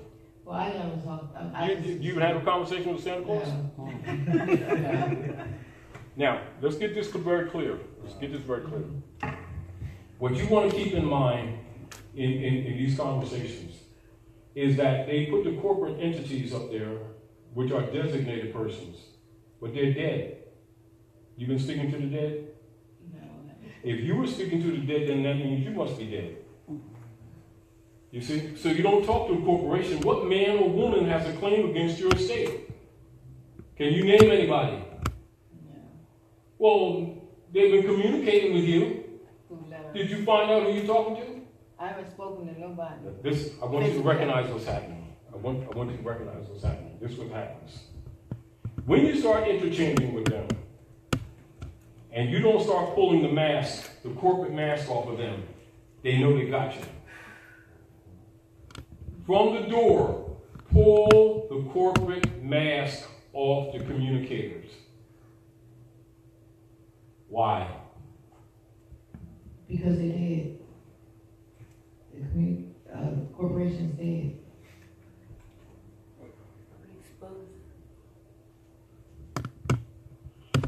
Corporation can't talk, can't do anything. It's an inanimate thing created on paper. It is a man or woman that must move to court to claim that he or she has a claim against your estate, or you're indebted to him or her. If they don't present themselves, you can't face your accuser. At that point, it's denial of due process. The same principle on how people understand this stuff be tickets. They was traveling down the street and everything, right? And they saw this flash. I don't know what that was, right? So they have these cameras on poles, right? Right? Now, if you understand how things work, and you go into court, and you're the magistrate, right? So it say, we got a picture of you going through the lights down there on 5th and Doodoo Street. Right? Oh, you do? And there's a camera and all that kind of stuff. Come from this angle and that angle. I'm going to put them on the stand so I can testify, so I can question my accuser. Well, you can't question the camera. Well, oh, good. No case out there. You just beat them. This is why they keep training our people that corporations are persons, and you start believing and you grow up like that. Do you understand? Start living with the living and not with the dead. All right? Keep that in mind. All corporate entities are the dead. This is the reason why they will put the name that they address you with in all capital letters, because they are declaring you a corporation. They're attacking your estate through the corporate entity, which represents your estate, not you. But if you're willing to be dragged along with it, then they'll accept that and then put the burden on you. That's how they can steal on your property. Good, brother. Our question would be, okay, say in the statement, the quote, the payment statement, it's in all caps that your name is. But when they send you this paper, it's not your name, with the name that sounds like yours. See, these distinctions, get used to it. The reason we're discussing this is because we're talking nom de guerre. And the reason that we're discussing this, and it's not semantic, but that's how they're beating you with semantics. So when we bring these to your attention, you must pay attention to that, and you must change your language. At every point, not unlike in a boxing ring, at every point that you're in the middle of a fight and you feel like taking a selfie, expect to walk back to the corner with a black eye. Do you understand what I'm saying to you? As soon as you put your hands down, pop, they jumped me. No, they're not, no, not really. Do you understand what I'm saying to you? One of the ways they beat people is they'll address the estate that it was set up by the Popes of Rome. The estate is the Global Estate Trust. That is called the straw man that you see in the Wizard of Oz. That's all capital letters. So when you see that, they'll do it on the mail when they send it to the address that they will claim to be yours, if you agree that that address is yours. Not my. When you say my, possessive. So they create one jurisdiction. And you say, that's my name, create another jurisdiction. It's because it's not your name. That is a private Sister QB trust belonging to the Jesuits.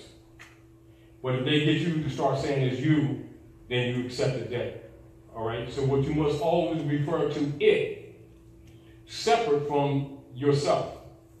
So let's look at this. James Warren Bey, the living sentient man, appellant, and beneficiary of the James Warren estate. See?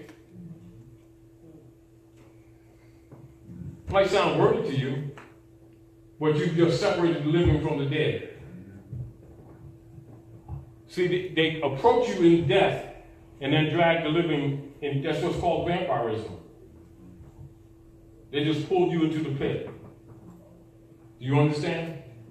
Now, this is how it works. You need to understand this is how it works. So we're breaking this down a little bit so that you have a concept of how you're supposed to be thinking by understanding how they're approaching you consciously. They're approaching you consciously.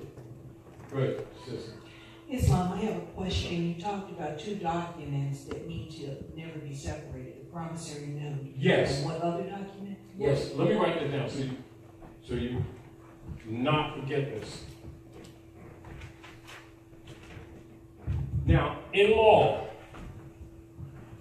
in rule of lending, right?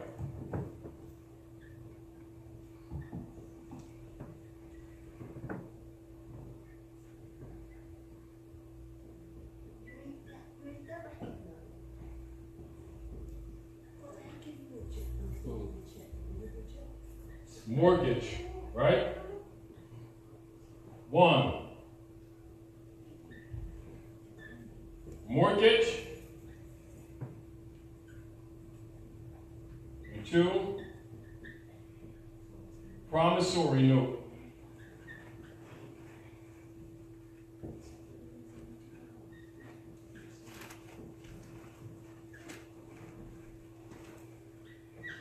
Now, in rule of law and lending, when a so-called mortgage is issued, that is called a dead pledge. Mort is Latin, means dead. Gage means pledge or contract. So from the door, it's a dead contract. Are we clear? Now, in the law of lending, the mortgage and the promissory note must never be separated from the beginning to the termination of that agreement. If at any time it is ever separated, and they always do separate them, their claim is dead. However, most people never command that. Are we clear? And the evidence. which means you keep waiving your rights. Are we clear? Now, listen to this. This instrument right here is what's used as what?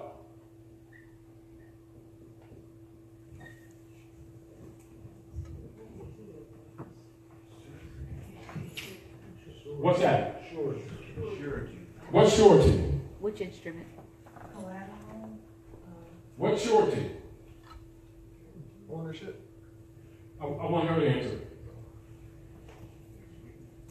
I would say collateral or a pledge of property against. All right, you need to know exactly what surety is. You got your law book out? Nah, just wait it tonight. Surety is, He got it.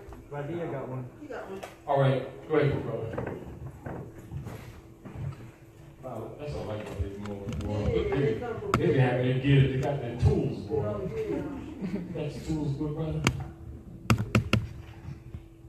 Yeah, let me read surety. Now, keep this in mind. We're going to explain a little bit so that you'll understand where your arguments are. Are we clear? Now, in bookkeeping, when a loan is made, because in North America, being the land, keep in mind, North America is Morocco. That's the land. The corporate entity exercising judicial civil powers on the land is the United States Service Corporation. Are we clear? By what is called corporate descendancy or succession, you have about 4 of them that's been operating, controlling Morocco since the fall of the first one in France that Lincoln bankrupted in 1860. Are we clear? So you have successions. Another one after that one crashed by Woodrow Wilson. The one Lincoln bankrupted the United States Corporation 1860. They did the coup d'etat 1861. Re-registered in Puerto Rico with the purpose of converting their debt onto the descendants of the Moors, i.e. these are tagged black people, i.e. Christian property, as chattel properties to back U.S. corporate government debt since the Civil War. This is what Pope Francis was talking about, all right? That one lived until 1913. Nobudrali set up the Old Canine Temple for the restoration of the estate to the proper heirs, commanding the Queen of England, who's the middle party. And also it would be the managers or the administrators of the United States Service Corporation colonial operations in Morocco, i.e. the USA. All right?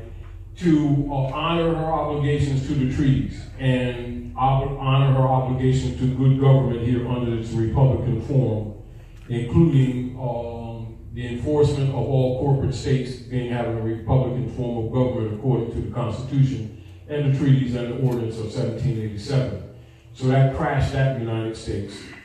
So Woodrow Wilson set up another one in Puerto Rico again, and so that's your third one. That's that's the third one. And then Durali set up the old Moorish Holy Temple of Science as a civic organization. You already know this is following the heels of Marcus Mosiah Garvey, who was teaching government. Again, reinforcing the international community to enforce the Constitution and to honor the heirs and stop branding them Negro, Black, and Colored. That takes them off the platform. So that crashed it again in 1925. And so while it was crashed, they still try to cover that up. So by 1928, it was really done. And this is when Franklin Delano Roosevelt set up another United States Corporation company in Puerto Rico, and then he used the birth certificates as surety. Because remember, they had already been using the marriage certificates, claiming the eggs in the womb. And of course, the bank bonds that they've been using since the Civil War, they've created multiple derivatives off of them, and nations were starting not to accept them. So this is a continuous thing that's been going on. So it's been necessary for them to use the Jesuits' army, was the U.S. military complex, to force nations to accept the T-bonds. This is how they've been staying together. And so, as you can see, Lincoln bankrupted the organic. Not so much the organic United States, but the United States Service Corporation that was to give the service contracts of good government. And so that was the overthrow of the Republic since Lincoln. So Lincoln, as you all know, was the last lawful president at North America. Thereafter, all other presidents are de facto. So Lincoln bankrupted one United States, Noble Raleigh bankrupted two. This is including activities that's going on with the bankers, etc., other things that they're doing, but we're talking about, when you really boil down to it, you're really talking about heirs to the land. People will get caught up in the gold and the silver arguments, which is logical. You know, the fiat currencies, which is logical, but understand that that is surface. That's surface. And so when people are talking about the politics in North America, they'll usually run immediately to that. The gold and the silver coins, whether or not there's lawful money, Article 1, Section 10 of the Constitution. Yes, surface argument. The real argument is the legitimacy of operating government here, controlling the assets and the estate on the land. Civil jurisdiction, civil land jurisdiction. And this is also why it was necessary for them to do or to convert or to set up the U.S. democracy order and bring in admiralty law from the sea, piracy. And so therefore the descendants of the Moors are declared booty and prize. So now, of course, you already know that's breach of treaty, the breach of constitution. This is again why it's necessary for them to brand them Negro, black, and colored so they can't be charged with human trafficking, because there's no such thing, no such people exist on the earth planet. And if you get them to agree to be Negro, black, and colored, then that's called consent. Are we clear? This is where the non-behavior comes in. Now, go ahead, read it, brother. Get in your mic. Surety, one who undertake to pay money or to do any other act in the event that his principles fell therein. Re Block 312 PA. No, you don't read that. Just read the substance of what a surety is. Okay. One downs with his principles for the payment of the sums of money or for the performance of some duties or promise, and who is entitled to be indemnified by someone who's ought to have paid or performed if payment or performance be enforced against him. All right. Anderson versus now, true. All right, leave the law cases out, because we need people to understand what it is. All right, now look. In bookkeeping, keep this in mind, you all. In bookkeeping, the promissory note, the reason why the corporate operatives separate the promissory note is because the promissory note would constitute the surety. Are we clear? The promise to pay. Are we clear? Now, now this is where the gold and silver issue and the abrogation of the gold clause comes in. Due to the fact that under a color of law, they abrogated the gold clause. This is what Wilson did. This is what the Congress did after they murdered Lincoln. Keep this in mind. Then keep this in mind also, one of the arguments that was being made on behalf of the heirs, the true beneficiaries of the estate, was called the Bureau of Refugees, Freedmen, and Abandoned Lands, loosely referred to as the Freedmen's Bureau. Amongst other properties and restorations, they were supposed to be given some of the land back, 40 acres and a mule, plus finances to build whatever is necessary and supports. And of course, the Kabbalists wasn't having that. This is another reason they murdered Lincoln. Are we clear? Because they would have had to give properly most of the land back. Are we clear? This is also why original article of Amendment 13 was suppressed and is suppressed. Are we clear? All right, now, keep in mind when you all go into congressional records, and you all have this, that prior to 1913, that all property at North America was held like this. What? Look, y'all.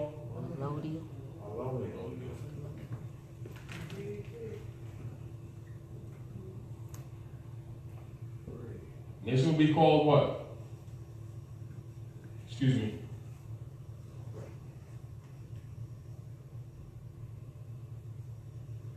And sometimes with a single L. Right? For the benefit of those watching, can you say what it is because they can't see? Say again? For the benefit of those that are watching, you have to tell them what you wrote. Yes. Now, allodial title and allodial. Now, I got two L's there, but sometimes with one L. Are we clear? Now, keep this in mind, y'all. When did this stop operating at North America? 1913. Does that correlate with anything that you're familiar with? Okay, Night Temple, 1913. Of course. So prior to 1913, all titles were held in allodial title, all property. Why is it that the people aren't familiar with that? They're suppressed. Why is it suppressed? Somebody's getting something. Because you cannot have the heirs to the estate thinking properly or making a proper claim. Because they'll be saying, well, I paid my mortgage note, my dead pledge. Contract is dead and their body is the pledge. Right. Are we clear? Clear. Share properly. Are we clear? Now, in law, remember these are the same people who say they know Jesus, God, Allah, Moses, Muhammad, when God's going to kick the devil's butt on Thursday. Now, if they know all that, they should know this, right? Isn't that law? How dare you claim the love of God you do not see, and love not your brothers and sisters you see every day? How dare you claim to know the laws of God, the laws of Allah and the prophets, and don't even know the fundamental laws of the land upon which you live? Rule, same rule. Ignorance of the law is what? No excuse. You see why it isn't? But yet our people are always arrogantly talking about they got personal relationships with the divine order and don't even know the basic rules of civilization. Are we clear? Keep getting screwed and then blaming the devil. You get the point? And the world don't feel sorry for them because they act so self-righteous, like they know God and nobody else does. Don't even know the basic rules of civilization. You see the point? Now keep in mind, let's talk about how they do this. So 1913, you already know that's Woodrow Wilson and Jekyll Island, right? Right. All right. Now, the promissory note and the mortgage must never be separated. From the beginning to the termination of the alleged loan. Are we clear? They separate it and they take the promissory note, and what they do, instead of putting it on the debtor side, when they accepted that, they put it as an asset for the bank, didn't they? At that time, it became a surety. Are we clear what I just said to you? Are you clear? You understand that? Not quite. No. They accepted the promissory note. In the ledger, it at that point becomes an asset to the bank. But then they list you as the debtor. But then your note is the asset, and they make a derivative off of that, don't they? So you just loan them the finance to pay for the bill.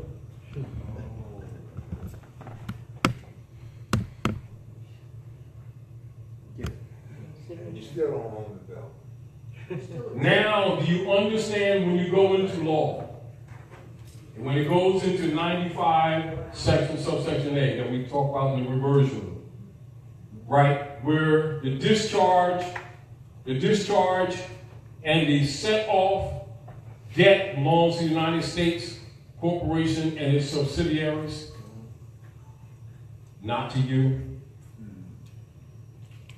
This is why it's necessary for them to create the straw and to get you to accept the debt when you don't own it, when you should be reclaiming. What would you be looking for? Write this down. Reimbursement.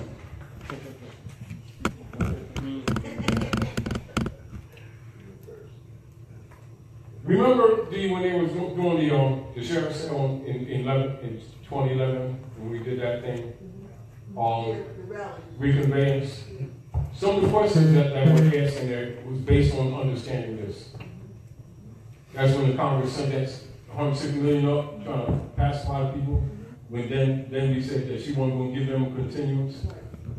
Yeah, they wouldn't talk to me after that. Anyway, but it's understanding this principle. Are we clear? Now, a holder in due course, whether you're a person who's running a bank, or you're a person who owns a law firm, or even a collection agency, and they're coming at you saying that you owe them $2.50, making that statement in law, they're saying in law, I am the holder in due course. Are we clear? Are we clear? Are we clear? What they're saying in law is that I have in my possession both of these instruments, not a copy, not some pay scale. Do you understand? That I have the mortgage and the promissory note. And that such and such person, debtor, has failed to meet his or her obligations to the debt. Without saying that you've taken the promissory note and made it a surety, which makes it an instrument, and then you made it fungible. There you go. You got that word, fungible.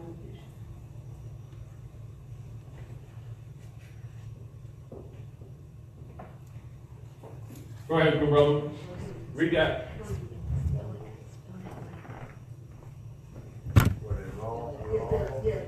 Fungible. Fungible.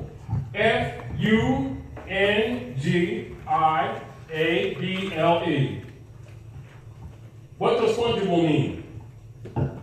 We're reading your law book, bro.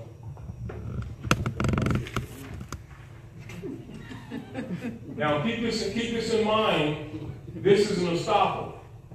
All right?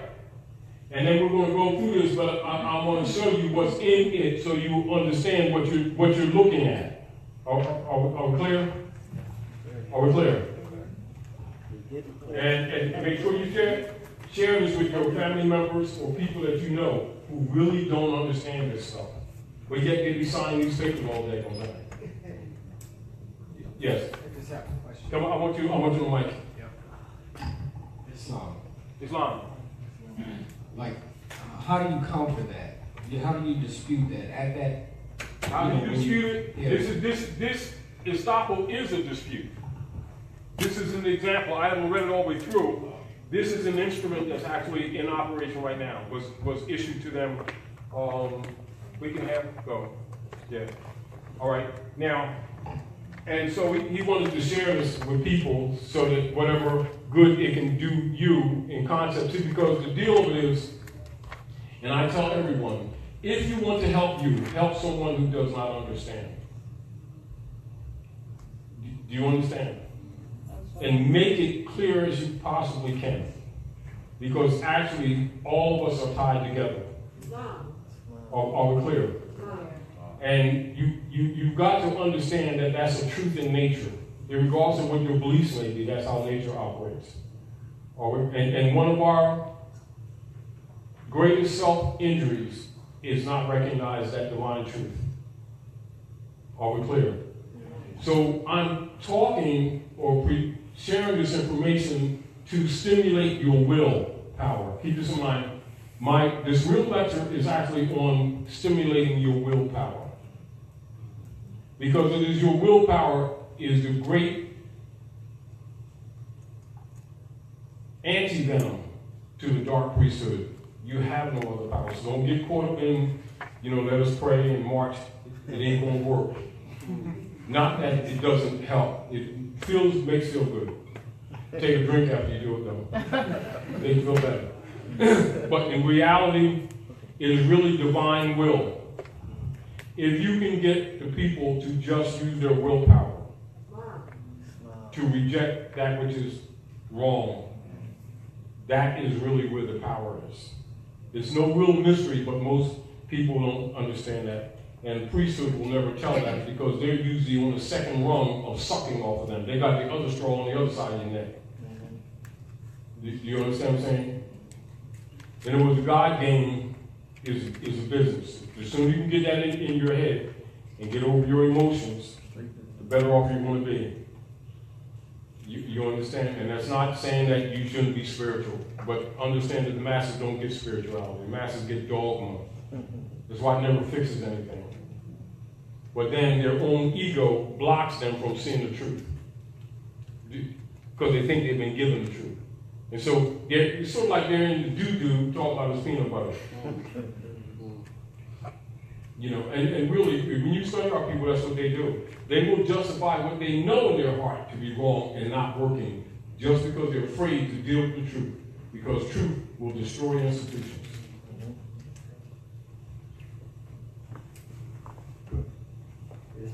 I got a question, correct me if I'm wrong, but from what I'm understanding is that a mortgage wasn't supposed to be no more than 9 months.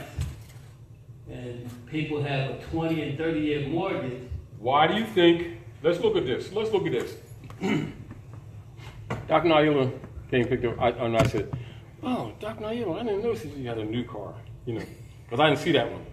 I mean, you had told me before when I think back, because I remember the red one, Anyway, point that I'm making is this. You can take a car, say, any car, say, go a step above the average car.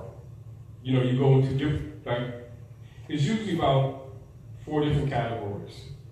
You got basic, standard, economy cars, and you got basic run-of-the-mill cars. So you're dealing with like 20, 22 grand. Then you're dealing in the 22 to 35 and 35 to 47 like that, and then 47 to 85 and like that. Then you get into your more expensive cars and you go past those 3 figures. Right? Now, imagine this. How many people buy, say a Mercedes as an example, or an Audi or something like that, and they pay 3 figures for it, right? And they make trade compensation within 4 or 7 years, right? And yet they can make an agreement on a house that costs $75,000 and they pay 25 or 70 to 30 years, and it's called a dead pledge. But the average person can't think; they don't understand that it's set up bookkeeping. It is designed to keep you in debt. Are we clear? But you don't owe money, you owe the estate. Are we clear? Because you're not allowed to handle money. Because they've stolen your money. That's what the abrogation of the gold clause is. So they give you a debt pledge and they make you the debtor when actually they're the debtor. This is the whole thing that you must understand. Is that when you present the so-called mortgage, that the promissory note is a surety. Be clear on that. Are we clear? You need to understand that. So once it is made a surety, let's be very clear. Let's make this very clear. You're going to make a loan. Hold this. Right? You sign this. Right? And you ask him to loan you $50,000. Right? Mm-hmm. So you take this promise to pay $50,000 and then you convert it into a surety. At that time, it becomes an asset. That's right. That's bookkeeping, isn't that correct? That's correct. But then on the books, you make him the debtor. When actually you're the debtor because you just made this a surety. Wow. So you take his promise to pay, and you take the payments, and you call them the donors. Isn't that what them instruments call them? The donors? So if the instrument says the donors, what does the donors mean? Read the donors. Fund the. No, the donors. The donors. He was on fungible. Oh, well, refundable, and we're going to go to the donors. One thing. One thing at a time. Yeah. Movable goods which may be estimated and replaced according to weight, measure, and number. So now, when it tells you that, that means it's substance, isn't it? So it can't be abstract. Does credit have weight? Nope. Therefore, no state can make credit, can they? Nope. They can only make gold and silver coin for payment of debt. Is that not the law? That's the law. So they're taking a promissory note and made a surety out of it and then made it fungible. Is that weights and measures? Nope. See your argument?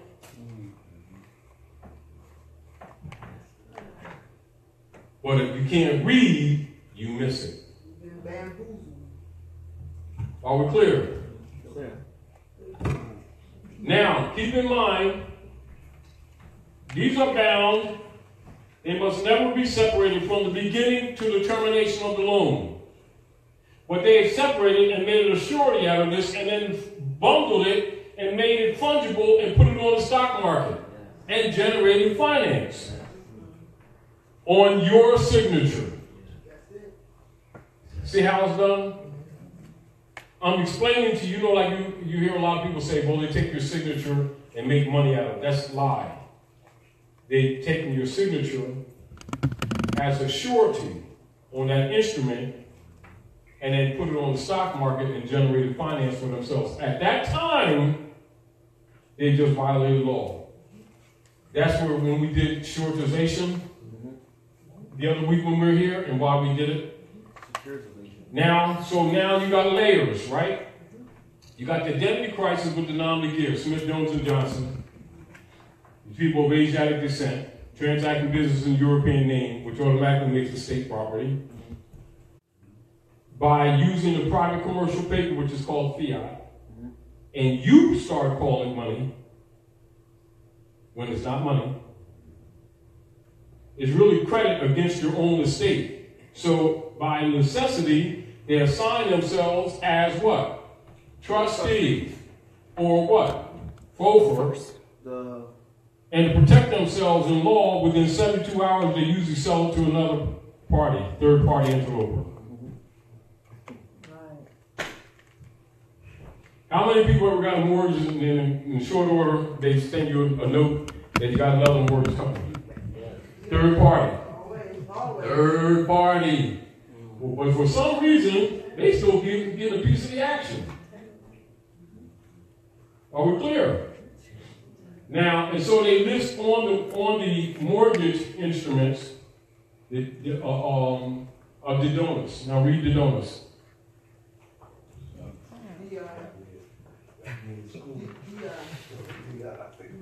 D-E. D-E, and then D-O-N-I-S. D donors.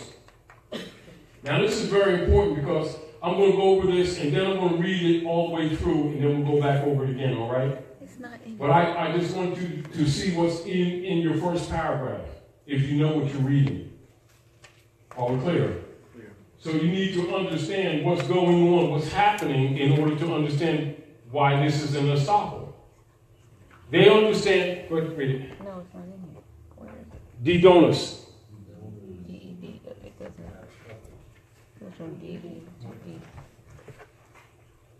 I got one. U.S. I was looking for it, but it goes from D-I to D-U. No, that's put fire in your belly. You start a fight. What are you talking about? I sure don't see it. You didn't have your band Then look for the DI on it. But it's actually DE, the donors. D-E-I-O-V-I-N-A-S-A. Oh, here we go. Here we go. Okay.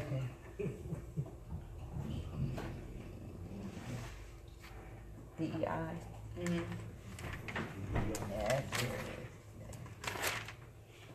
I have it pulled up here. Do you have it? Yes, sir. Go ahead.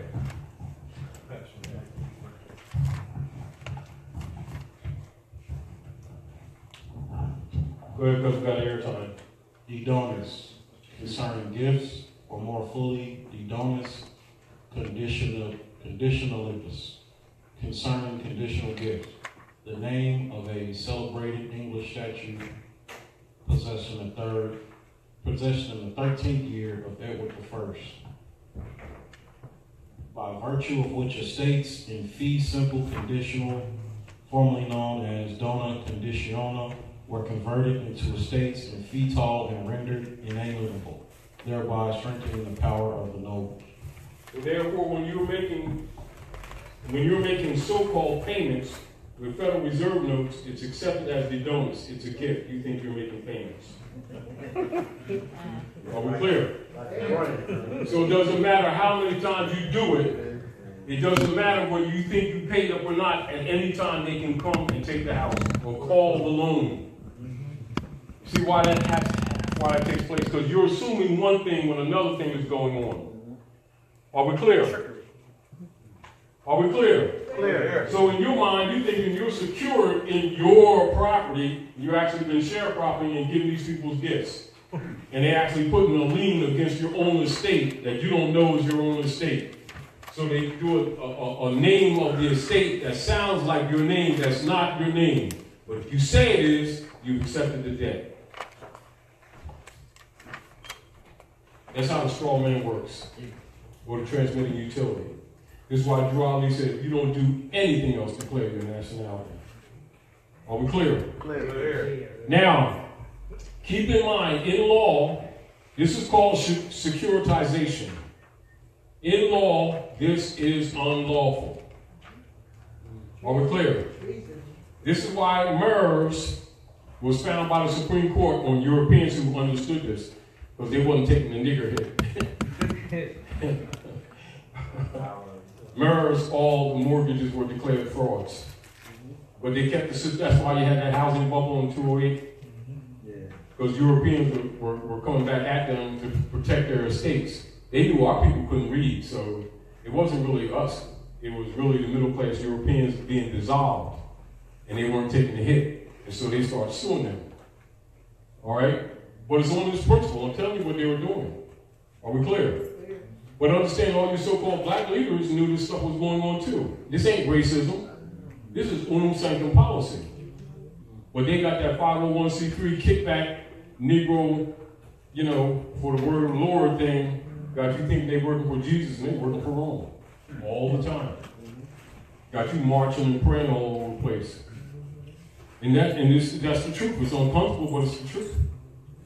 So you don't argue with the priesthood. Show their tricks. You understand? You don't argue with a con man. Show the people how the Ricard Molly works. And you leave the corner. If the people don't lynch them first. You understand? But it's up to you to save yourselves.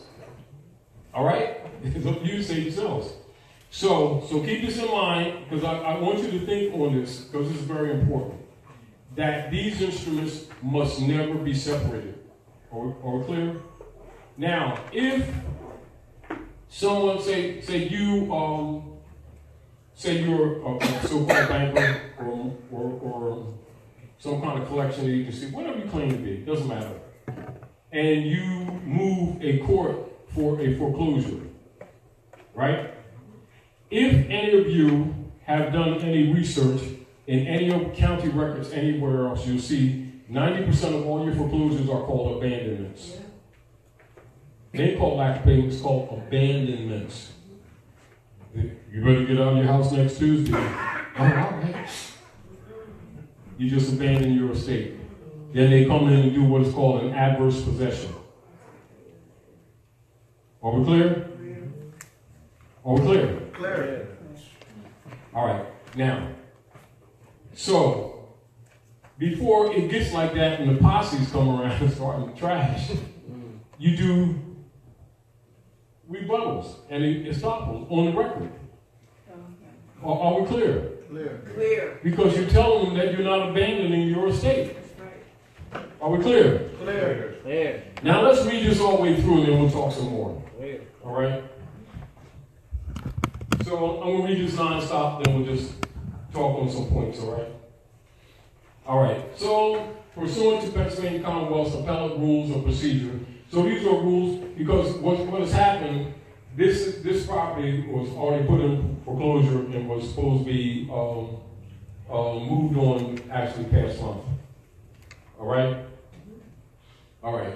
Now, so this is presently in operation in the pseudo court system. All right? So James Warren Bay, now so it's free national, you see? Proper person, so you see a small case, capitalize a small case, right?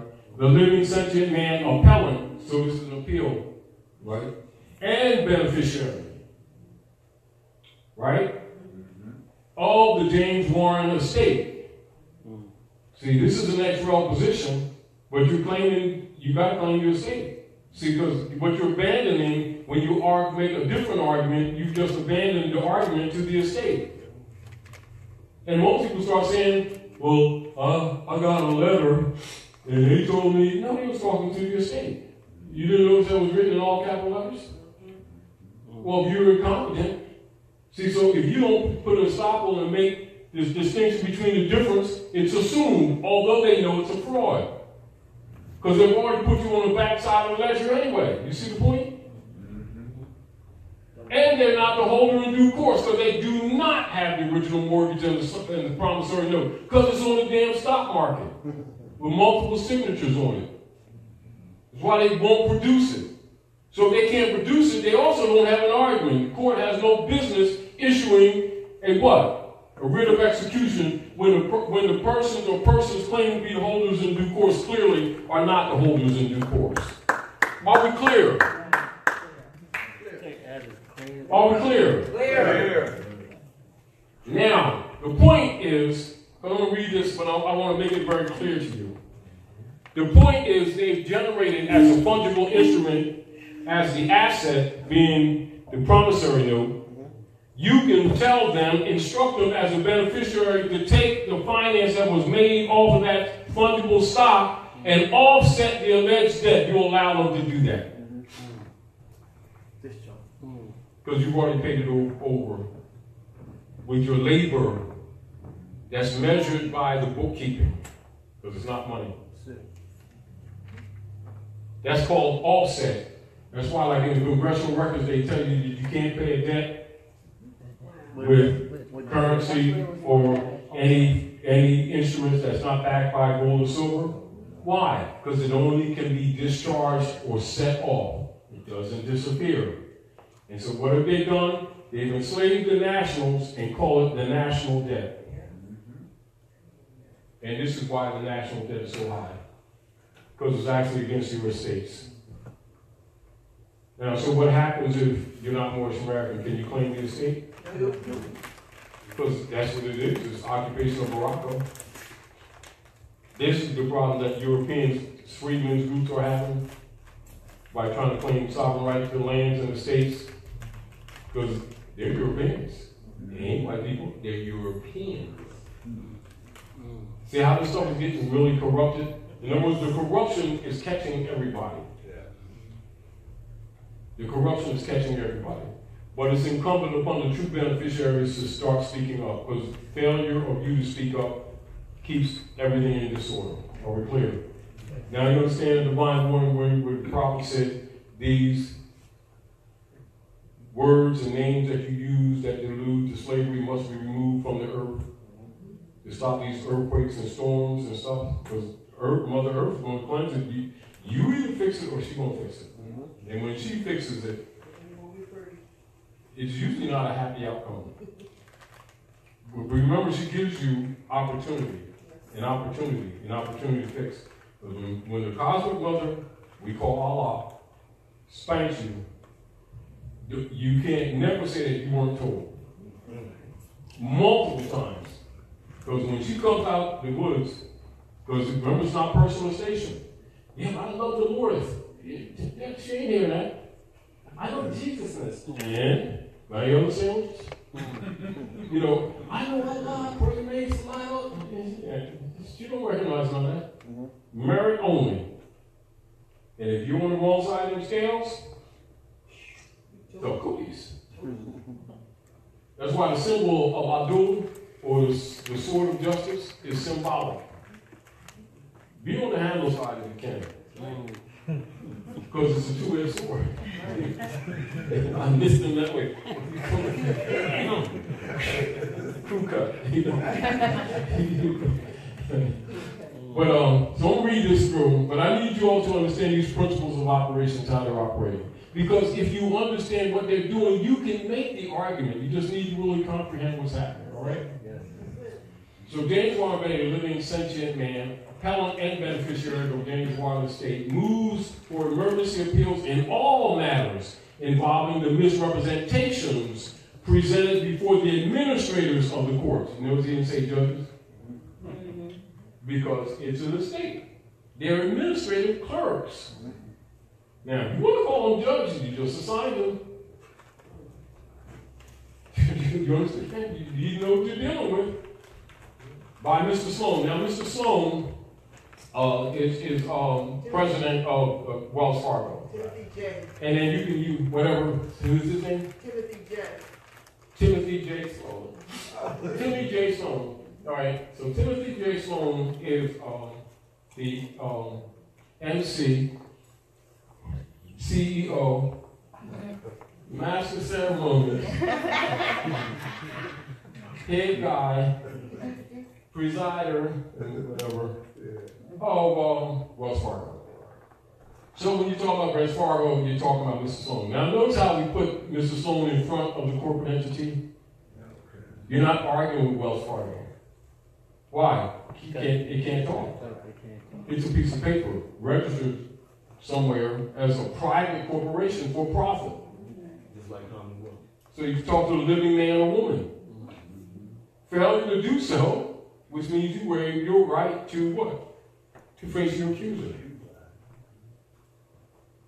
I'd rather talk to Santa Claus because I didn't get a bike. Oh, go ahead, keep it up. And you keep losing. Anyway, so Mr. Sloan doing business as Wells Fargo Bank and its associated party, World Savings Bank. So immediately, by their own entry into the court, they entered clearly third-party interloper. Now, so if they sold the contract to World Bank, what they gonna make an argument? They're out of the picture. It's like me selling you a car. You understand? I'm selling you a car, and you trying to collect from him, from Brother Soul, and I'm sitting up here arguing with you. Yeah, because Soul didn't give her $5.50 last month. Well, I sold the car. I have no interest, right? So Wells Fargo has no interest. Why are they on them damn court papers? Then you got a third-party interloper with whom you have no contract. Because they already got paid whatever agreement they had with Wells Fargo. They ain't got that one thing to do with you. What is the rule in third-party interloper? No contract, no claim.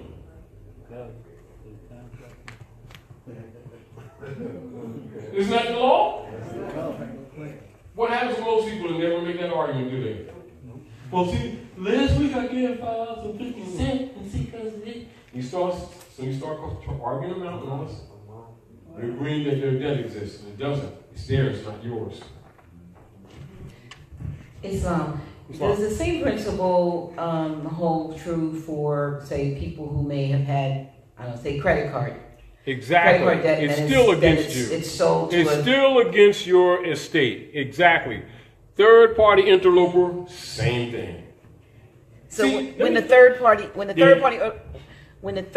interloper decides that it's going to take you to court and serve you with papers and you don't have you let them do all that, and then charge them a loaded cost schedule for the time that you spend messing with them.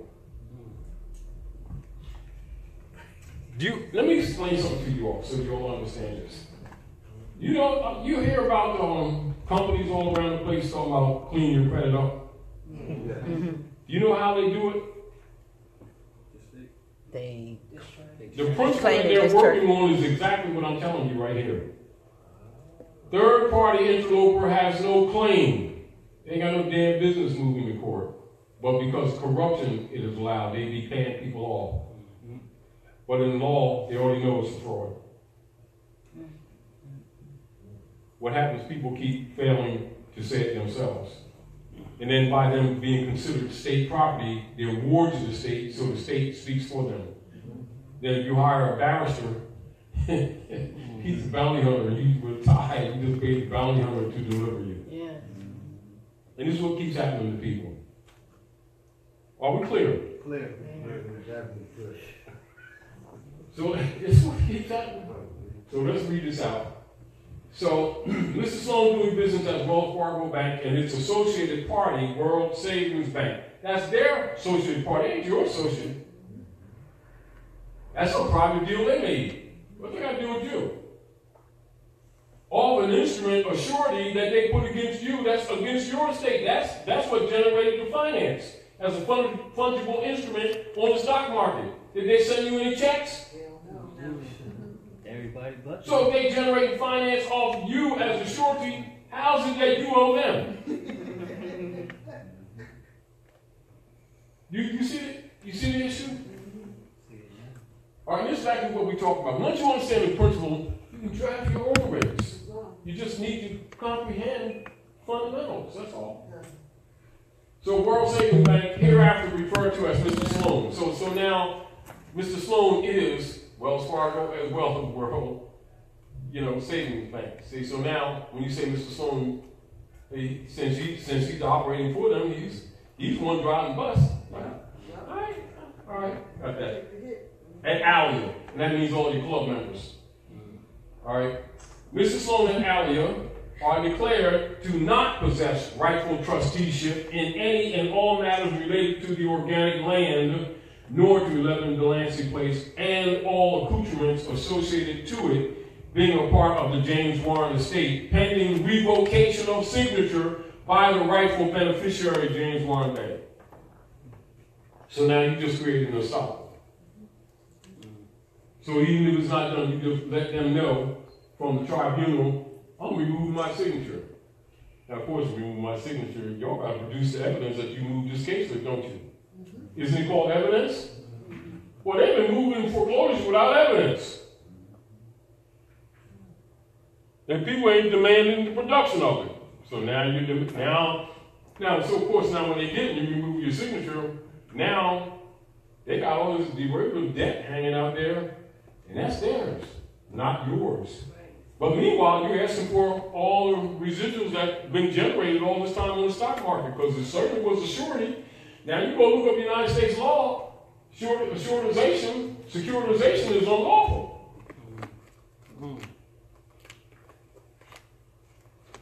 You see the point? Now we'll get into what securitization is, later. We went into it last week, but as far as law concerning that, you understand? You can do the research yourself. So I'm just telling you it's unlawful. And see, you never argue this, and logically, if you get a barrister, they're not going to argue because they're part of the problem. Mr. Sloan and Alia are dismissed from and removed from trusteeship based upon Mr. Sloan's questionable accounting practices and misrepresentations. So now you just attacked the conversion, haven't you? Right? And since you're the beneficiary of the estate, don't you have a right to tell the trustee he's damn fired? Right. But in mine I put an heir, though, when he said beneficiary and heir. Yeah. Are we clear? That's why I told you bring your flashlights. Anyway, So, whatever processes questionable used by Mr. Sloan appear to demonstrate an intent to defraud James Warren Bey, the beneficiary of the assets. So you're claiming the assets, aren't you? Huh? You're not abandoning the assets, are you? Are you? So now, keep in mind, for them to move this procedure, they must to have, after this. They must to have whoever entered for the writ of execution. Now, the writ of execution and writ of possession are related. So the writ of execution is for them to execute, to tell you to split. And then them being the trustee, saying that they're stuck with this, they're writ of possession, because they're the holder in due course. We already showed that they can't be. But if you don't argue, it's assumed that that's the case. Are we clear? All right. Now, so, Mr. Sloan's undisclosed accounting records, evidenced by virtue of this present action, we're talking about the present action, right, are alleged to be showing transactions associated with my estate. So you claiming your estate, right? See? Not my address and not my estate. The same has not been disclosed to me. So non-disclosure, the court can't move. Because you put it to question. It's a question before the court. You can't be moving on something that's not disclosed. See, but if you argue debt and stuff like that, it's assumed that it's already been disclosed to you. If you accept the debt, start saying my, then it must be your stuff. So you see how they be getting over? So the present action are alleged to be showing transactions associated with my estate, and the same has not been disclosed to me, James Warren Bey, the beneficiary. Furthermore, the questionable non-responses to formally issued written requests from the desk of James Warren Bey clearly constitutes undisputable severe breach of trust, evidenced by Mr. Sloan's silence and by the following untoward acts deemed to initiate the said foreclosure action against my interests and against my estate. So you're talking like a beneficiary and an heir, like you're supposed to be talking. And so now you're telling the trustee, the broker, that he's fired. Up to that point, he's acting on his behalf, on your behalf. Do you understand? Now, I, James Warren Bey, the living sentient man, hereby repudiates and rebuts all unwarranted hypothecation activities alleged against my estate and refute all or any abandonment claims made by the foreign and misrepresented persons doing business as Wells Fargo Bank at Alia. I do therefore publicly and privately proclaim and declare my divine and natural rights to my corporal and incorporeal hereditaments and affirm notice and claim reversion to my estate. I also claim all rights to any profits or benefits generated by the surety instruments upon which my signature was placed and thereafter used by Mr. Sloan at Alia and deemed for profit in violation of the laws that govern securitization. Are we clear? Clear. I, James Warren Bey, the living sentient man and rightful heir of the estate in question, am not lost at sea, and I affirm and declare my right of reversion of estate, and therefore I make no claim with respect to the title and misrepresented capitalized name, man of straw and nom de guerre being a title, and the spurious creations of the foreign de facto Wells Fargo Bank and Alia operators, actors, and owners. I surrender and assign any and all reversionary interests to the foreign privately owned United States and its subsidiaries for full acquittance, discharge, settlement, and closure of my reliance upon the rule of law set at Title 12, United States Code 95A, Part 2. This is where the debt goes down. That's already established law. I assume no liabilities or debts, however contrived, among Wells Fargo Bank administrators, corporate associates, and I do not consent to stand as surety, quote unquote, for the foreign private and for-profit Wells Fargo Bank and Alia. I did not and do not agree to stand as surety for Wells Fargo Bank owners or administrators, nor for its subsidiaries or its associates at any point or moment in time. That's your reversionary statement, D. All right, all right.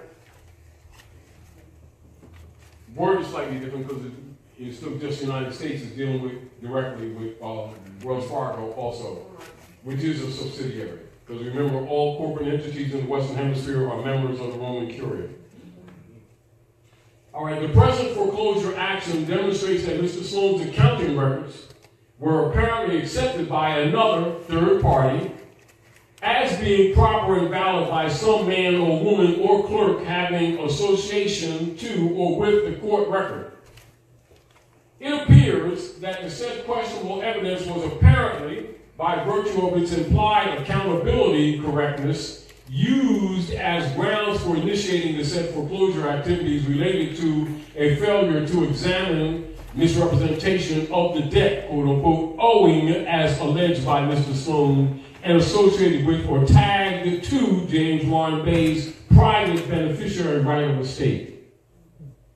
All clear. James Warren Bey, a living, breathing, and sentient man, and this be for the women if you're making an argument for yourself, and the true creditor in the estate matter, inclusive of the property designated as 11 Delancey Place, was established by virtue of the apparent misusage of my signature upon the promissory note and assets being used without my permission or authorization, and with the same being deceptively used by others to create a surety and traded as a fungible instrument. James Warren Bey, as written and as presented by myself, is to be distinguished from all and any non-begear all capitalized names or by any other grammatical or semantic conversions such as James Warren, all capital letters, etc., or via any other misnomers or misrepresentations implied, written, or otherwise presented by agents or representatives of or for Wells Fargo Bank Corporation and Alia without my knowledge and without my willful authorization. The note or securitized instrument in question and undoubtedly appear to have been used by Mr. Sloan and Alia or by delegated corporate succession, others doing business via their entity, Wells Fargo Bank Corporation and Alia, for effectuating fungible transactions, or with the note, quote unquote, possibly deemed for empowering or monetizing fraudulent transactions made by anyone or by someone associated with Wells Fargo Bank Corporation and Alia via that entity's administrators and their accounting practices, and or by some other dishonest contractual for-profit associated activities. No profits and no monies or funds associated with or generated by the undisclosed usages of the promissory note bearing my James Warren signature in this case has ever been forwarded to me. Some undisclosed party or person suspected to be, or who have alleged to have been authorized by Mr. Sloan doing business as Wells Fargo Bank Corporation and Alia, initiated the misrepresented foreclosure claims against my estate. By due process under the law, some identifiable living and sentient man or woman had to produce verifiable evidence justifying the action, quote unquote, in this controversy. Therefore, the person or persons alleging, that's what we do have. So,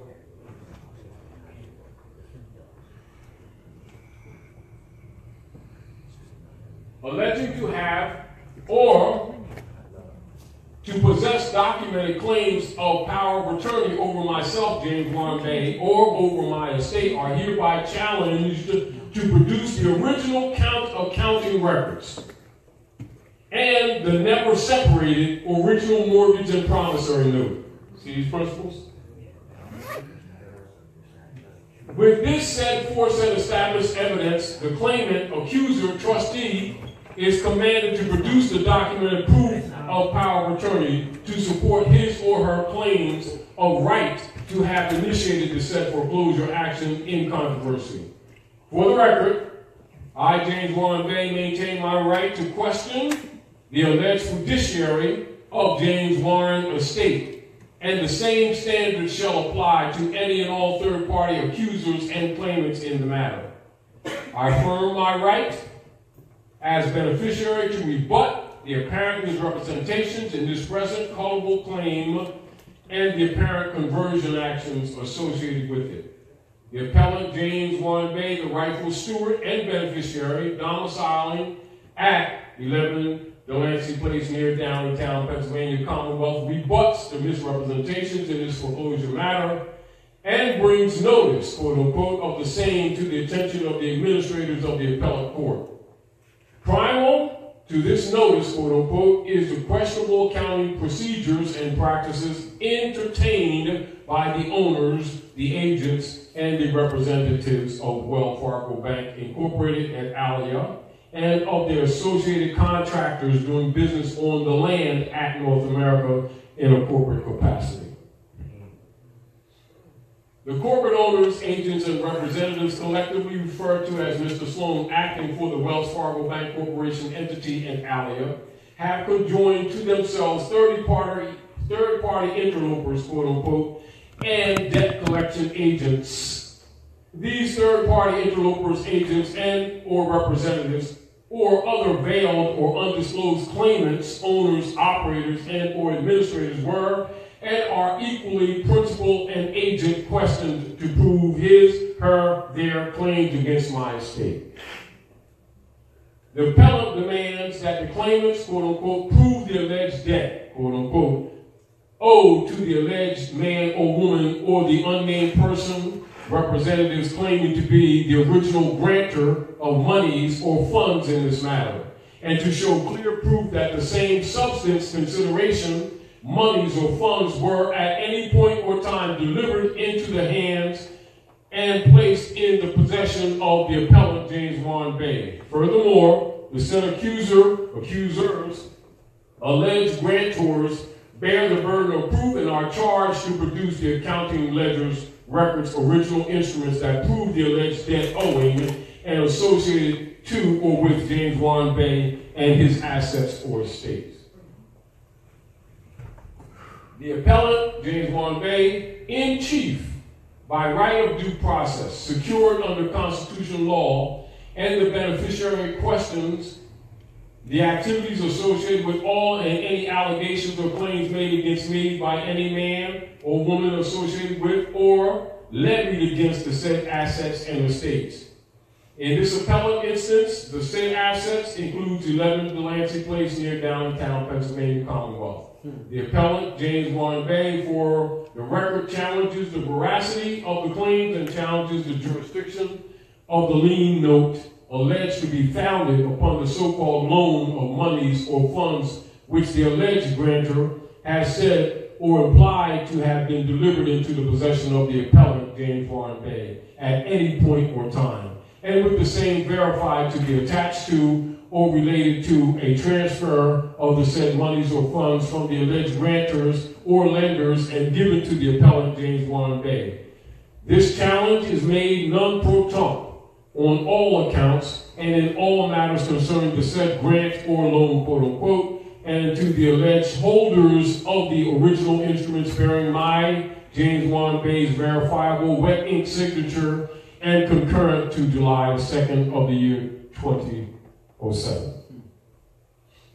The accusers, the alleged grantors, Mr. Sloan and Alia, via their associated entity, Wells Fargo Bank Incorporated, and the other conjoined claimants, owners, agents, and representatives of and for the entity styled World Savings Bank Incorporated, lack standing to exercise enforcement warrants, obstructing injunctive relief, while the controversy subject matter of foreclosure action initiated by them is at question and on appeal by the appellant James Warren Bey.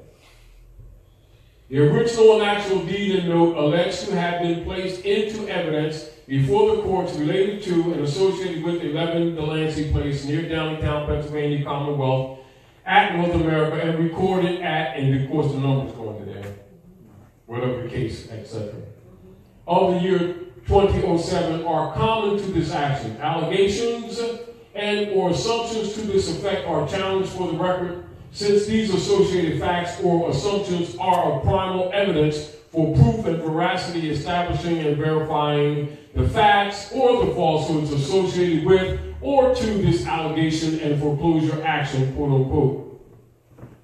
The facts and the evidence alleged to have been secured by the owners and representatives of Wells Fargo Bank Incorporated at Alia, being evidence, shall be used for examining the positions of the parties in controversy and to establish verification of the alleged debt, and, of course, in this case, set for the record a clarification of the status of the parties, creditor and or debtor, in this controversy. Then you sign off. Now, do you recognize the locked doors? And of course, air interjected more often, which you've done. I did a writ of possession, reversion or estoppel. That's what I titled it, you know. And then I did the international document, you know, with A-1 truth, international document, AA 222141, and I put the USPS return receipt underneath that, so that you know that I've established a docket now. You know. All right. Yeah. So you give me that, and I'll modify it. All right. So anyway, so you see the nature of this estoppel and rebuttal is with the knowledge of how the system works. Are we clear? So once you understand that this, and I'm going to reiterate so that you're ready, don't ask no questions because you're late.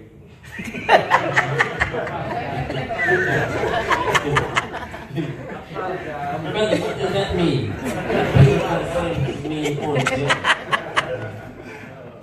I already know it's coming. I was using the library free Wi-Fi. Yeah. Not for your August 18th. That's why I'm late. Yeah, I know. Anyway, so keep this in mind, you all. Whenever these, I'm going to state this, and then we'll just talk. Let's just talk. These mortgages and deeds did not exist prior to 1913. Are we clear? Please say it so get it in your ear. Say it, please. Mortgages and deeds at North America did not exist prior to 1913. Are you clear? Clear. All right. Prior to 1913, all property was held by a allodial title. This is also called aboriginal title. So write them down so you get used to these things so that you can understand what your arguments are, not what Europeans argue. Are we clear? Clear. Are we clear? Clear. The Europeans are being forced to tell the truth, so pay attention to what they're saying, but keep it a grain of salt. They're foreigners. You're not. Are we clear? Clear. You got to always keep that in your mind. You're not rejecting them. You're putting things in their proper place. Do you understand? Just because the European's been occupying your land and controlling your assets, he's not the owner of those assets. Are we clear? Clear. But they've been moving mortgages and deeds around as if they are the owners. The real owners are the Al-Moroccans, the descendants of Moroccans born in America. Are we clear? Are we clear? Clear. North America is the heartland of the Moroccan Empire. Are we clear? This is what Obama was exposing. This is also why when he went to Egypt, he showed the true American flag. And then they came back and they signed the rights of indigenous people. But you already know the corruption that exists on our side and why these things have not been promoted. Because a lot of our own people have been benefiting from the enslavement of their own people. So they're going to try to keep that black thing going. Because the Europeans give them a 501c3 skull and bones payback. Are we clear? Dr. Nailah. I'm just going to ask you this because this This question popped up, so I'm just... Great. Oh, glasses. it says, could you ask Brother Taj, has he heard of the brother/G's in Temple number 14 VA territory that has started a credit union for Moors, and what his thoughts about it? No. I don't have details, and until I do details on anything, I make no statements on things I don't research. Oh, sorry, But the principle is a good idea, certainly. But at the same time, they're still dealing with the private Federal Reserve notes until there's some change over to Asiatic jurisdiction. We're still subject to the same BS. However, having more control over your assets is of interest, and I would like to do some research on that, yes. But the principle is a good idea. Are we clear? Now, and you keep this in mind, what they have done that's unlawful, all right? All banks and all so-called lending institutions, they have violated the law from the door because they've separated these. Are we clear? Why did they separate them? They separated them in order to take the promissory note with your signature on it and make it a surety. And then they assured your future labor and the taxing that they would steal from you as the payments to the alleged debt, and then switch you on the debtor side while keeping your promissory note as an asset on their books and generating finance. Are we clear? Clear. At the point that the promissory note became an asset, that's called monetization. Write that down.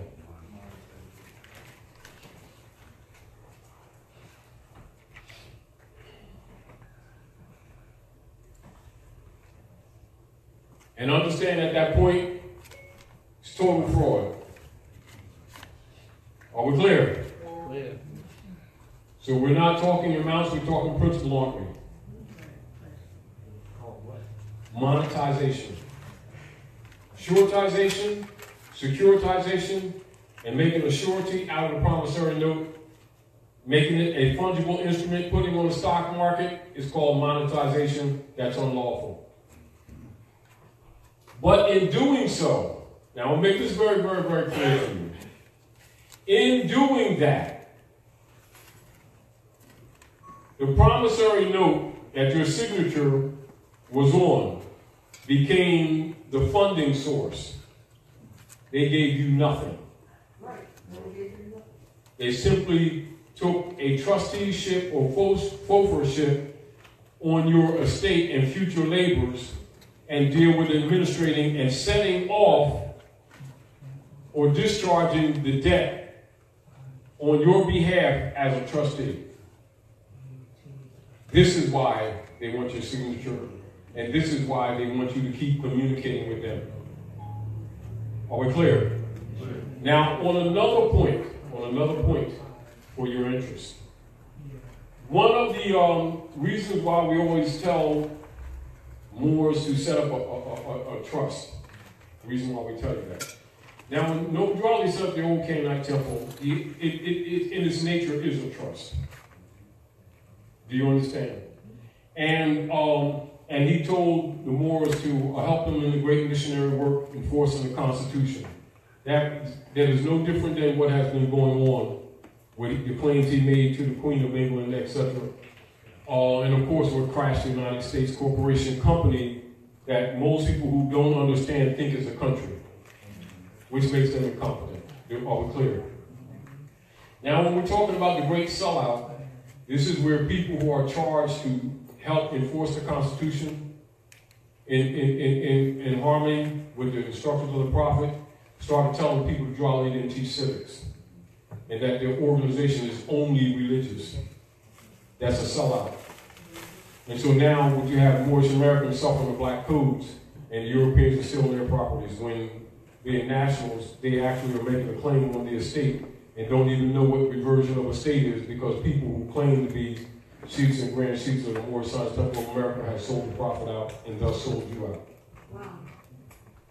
Now, don't take it personal, it's just what it is. This is reality. Because these things should have been known by you since the 20s. Meaning that we shouldn't have to be in this late date teaching you these things that should have already been every elementary to you. And so the lack of understanding this has allowed the Europeans to be expunging your estates since the 20s. And this is why Franklin Delano Roosevelt, after that third United States corporation was crashed, why he started using the birth certificates as surety bonds. They're bank bonds. You know, I mean, y'all know that, but I'm just telling you, you need to understand the politics. But all of those politics are unum sanctum. Are we clear? All of that politics from the coup d'etat in 1861 when Congress adjourned sine die, on up to the Woodrow Wilson thing, on up to Franklin Delano Roosevelt, all of them is the same policy. Are we clear? And so now that people are waking up, that's why they're starting to do all these militarization of the gangs of New York that are called policemen, busting people's houses, take their children, do all kinds of stuff, no warrant. This is what it is. They're on the last leg. Are we clear? I have a question about the related. Yes, a question of a related issue that happened with the unum sanctum policy being done on the late. He was the president of Libya. Gaddafi. He was converting his national thing into gold, and he was going to bankrupt. All right. Now, Gaddafi was, they actually were setting up a satellite so that the African countries and peoples would not be subject to Google and the Facebook, because they both belong to CIA, as you already know. And designed to actually subvert the Constitution and also maintain the status quo, i.e. the abuse of our people under the guise of being legitimate. So he was, he had funded for a satellite to bypass the European and Roman operations, and also to move from what is known as the petrodollar that was set up by Nixon, etc. That forces everybody to buy any energy in U.S. dollars in the Treasury bonds, because you already know the shells that were broken before, which we talked about earlier. And I forget the exact amount, but it has to do with a couple, maybe 300 and some odd more tons of gold that they were stealing from him. Because remember, the gold, if you do any research in world politics, it was a London trader, he's called the Whale, or something like that, the Whale. In London was one of the traders. They misused Chinese gold to back the euro. All right? And they say he lost a couple billion, but it was multiples. It's rarely in the multiples. So China, the Chinese Manchurians were commanding the restoration of the gold into the accounts. So in the back line of politics, a lot of them finance gold was being moved from the Vatican, trying to satisfy that to keep things kind of cool. Now keep in mind, Germany is the United States corporation operators' #1 ally. And so Germany sent their diplomats over to check on their gold in New York. They told them to take a hike. Of course, they had been melting gold and they'd been putting tungsten in the gold for quite some time. And of course, they already raided Fort Knox. They got sarin gas and a whole bunch of nerve gas in Fort Knox. So the scam is coming unraveled. So one of the other missions was to steal Gaddafi's gold. This is also why the French went into Mali, etc., and gold mines and stealing. So all of that stuff is connected. But the major issue is not just the gold-backed currency for African countries. See, because the African and the Asiatic countries have the resources anyway. they're under European control, under Unum Sanctum control. So that's why they assassinated him. That must be understood. To steal the gold. And so they were, as of late, delivering some of the gold back to Germany, but without the markings. So it's remelted or smelted gold. And so that's again why a lot of the corporate operations of Germany in Russia and some parts of China have not ceased but actually increased. Now, so in the background, this is also why the trading hubs around the world are being adjusted, whereas the Jesuits control the financial side of operations on Unum Sanctum. The Asiatic nations control the trade side. So this is the foundation of the real politics that's going on in the world today. And then also, you know, China wrote a scathing complaint to the world governments about the United States operators, how they've been treating us here. So that hasn't been going on too well with them. So we talk about the real politics. So remember, the real goal of Gaddafi is to steal the gold, to satisfy some of the gold that they stole from Germany. That's why after German diplomats came to New York to check on their gold, 2 months later the buildings dropped and they said that Muslims did with box cutters, which is a total lie. And then put people against each other and start all these wars. So, you know, that's really what's going on. So keep in mind, with Gaddafi, it is the satellite and the gold. Yes, that's it. Yeah. And the oil. Is that? Yeah, well, that too. Yes, but remember, Is that amazing what he did for us? Say it again. I was going to say, and what about Saddam? Same thing. Because they took their currency and then created this dinar, and they got a lot of the American soldiers. They built them up that there was going to be this reset. Remember this. Yeah. Now, this is what occurred, because the Europeans have been stealing the gold in different parts of Africa.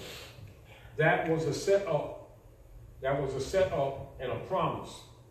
So what they did, they set that up, promise, then they drained all the accounts. And now, so anybody that's buying the dinar and stuff is buying shells. It was already raped under the Clinton administration. I had $1 million. You know what I'm saying? It was already raped under the Clinton administration. You know, our people need to really learn world politics. And this is again why we talk some of these things, because our people are very unsophisticated when it comes to real world politics. They think television.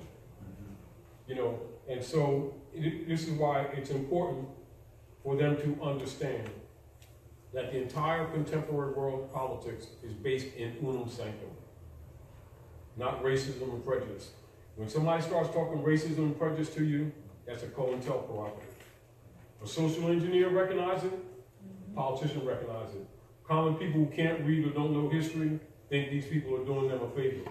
No, they got you on a treadmill. And if you move the camera back, you'll see screen going like that. They're in the struggle though. That's how it works. Go ahead. Go ahead, bro. No, I was just going to ask, was that letter from the Chinese to the world leaders, was that on the drive or is that somewhere where we... No, it was a general scathing report against the United States Corporation Company for their treatment of us. Okay, well, where can we get that? Just look on the internet. Just look up Chinese scathing report against the U.S. Something like that, and you'll see it. But that's really no big deal. What you need to do and what we need to understand is that we need to get together. Islam.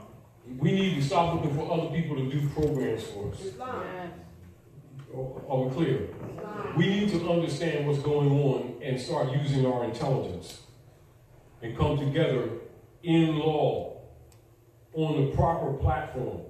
See, because the whole politics is this.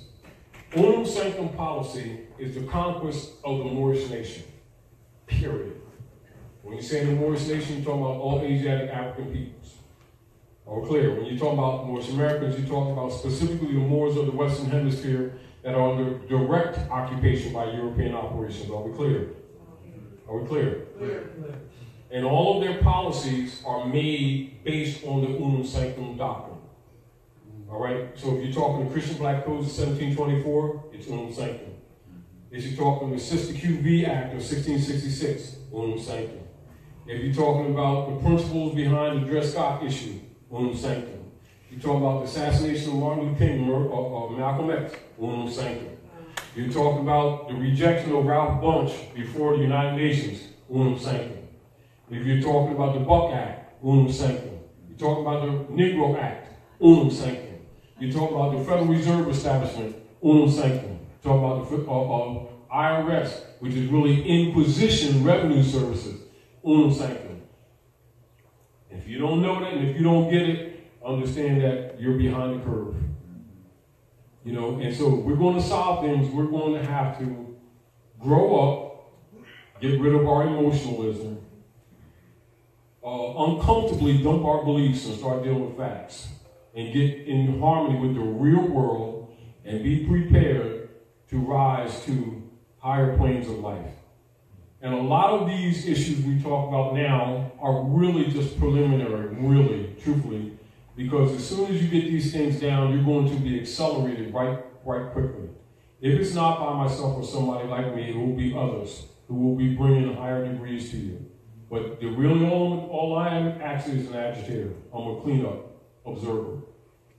Meaning that my job is to clean up some of the basic things so you can get other stuff that you're getting ready to smack with heavily. And if you're not able to handle them, you will probably not survive. And that's real politics. I'm not saying to scare you because I'm saying it because it's absolutely true. And it's not because I'm saying it. You got to understand this. I'm just doing my job. That's what my mother sent me for. You know, so if we don't clean up this first part, you'll probably not be able to handle the accelerations that's getting ready to take place. That's actually already in play. You know, now people who would benefit from your dispersed estate logically don't want you listening to this kind of information.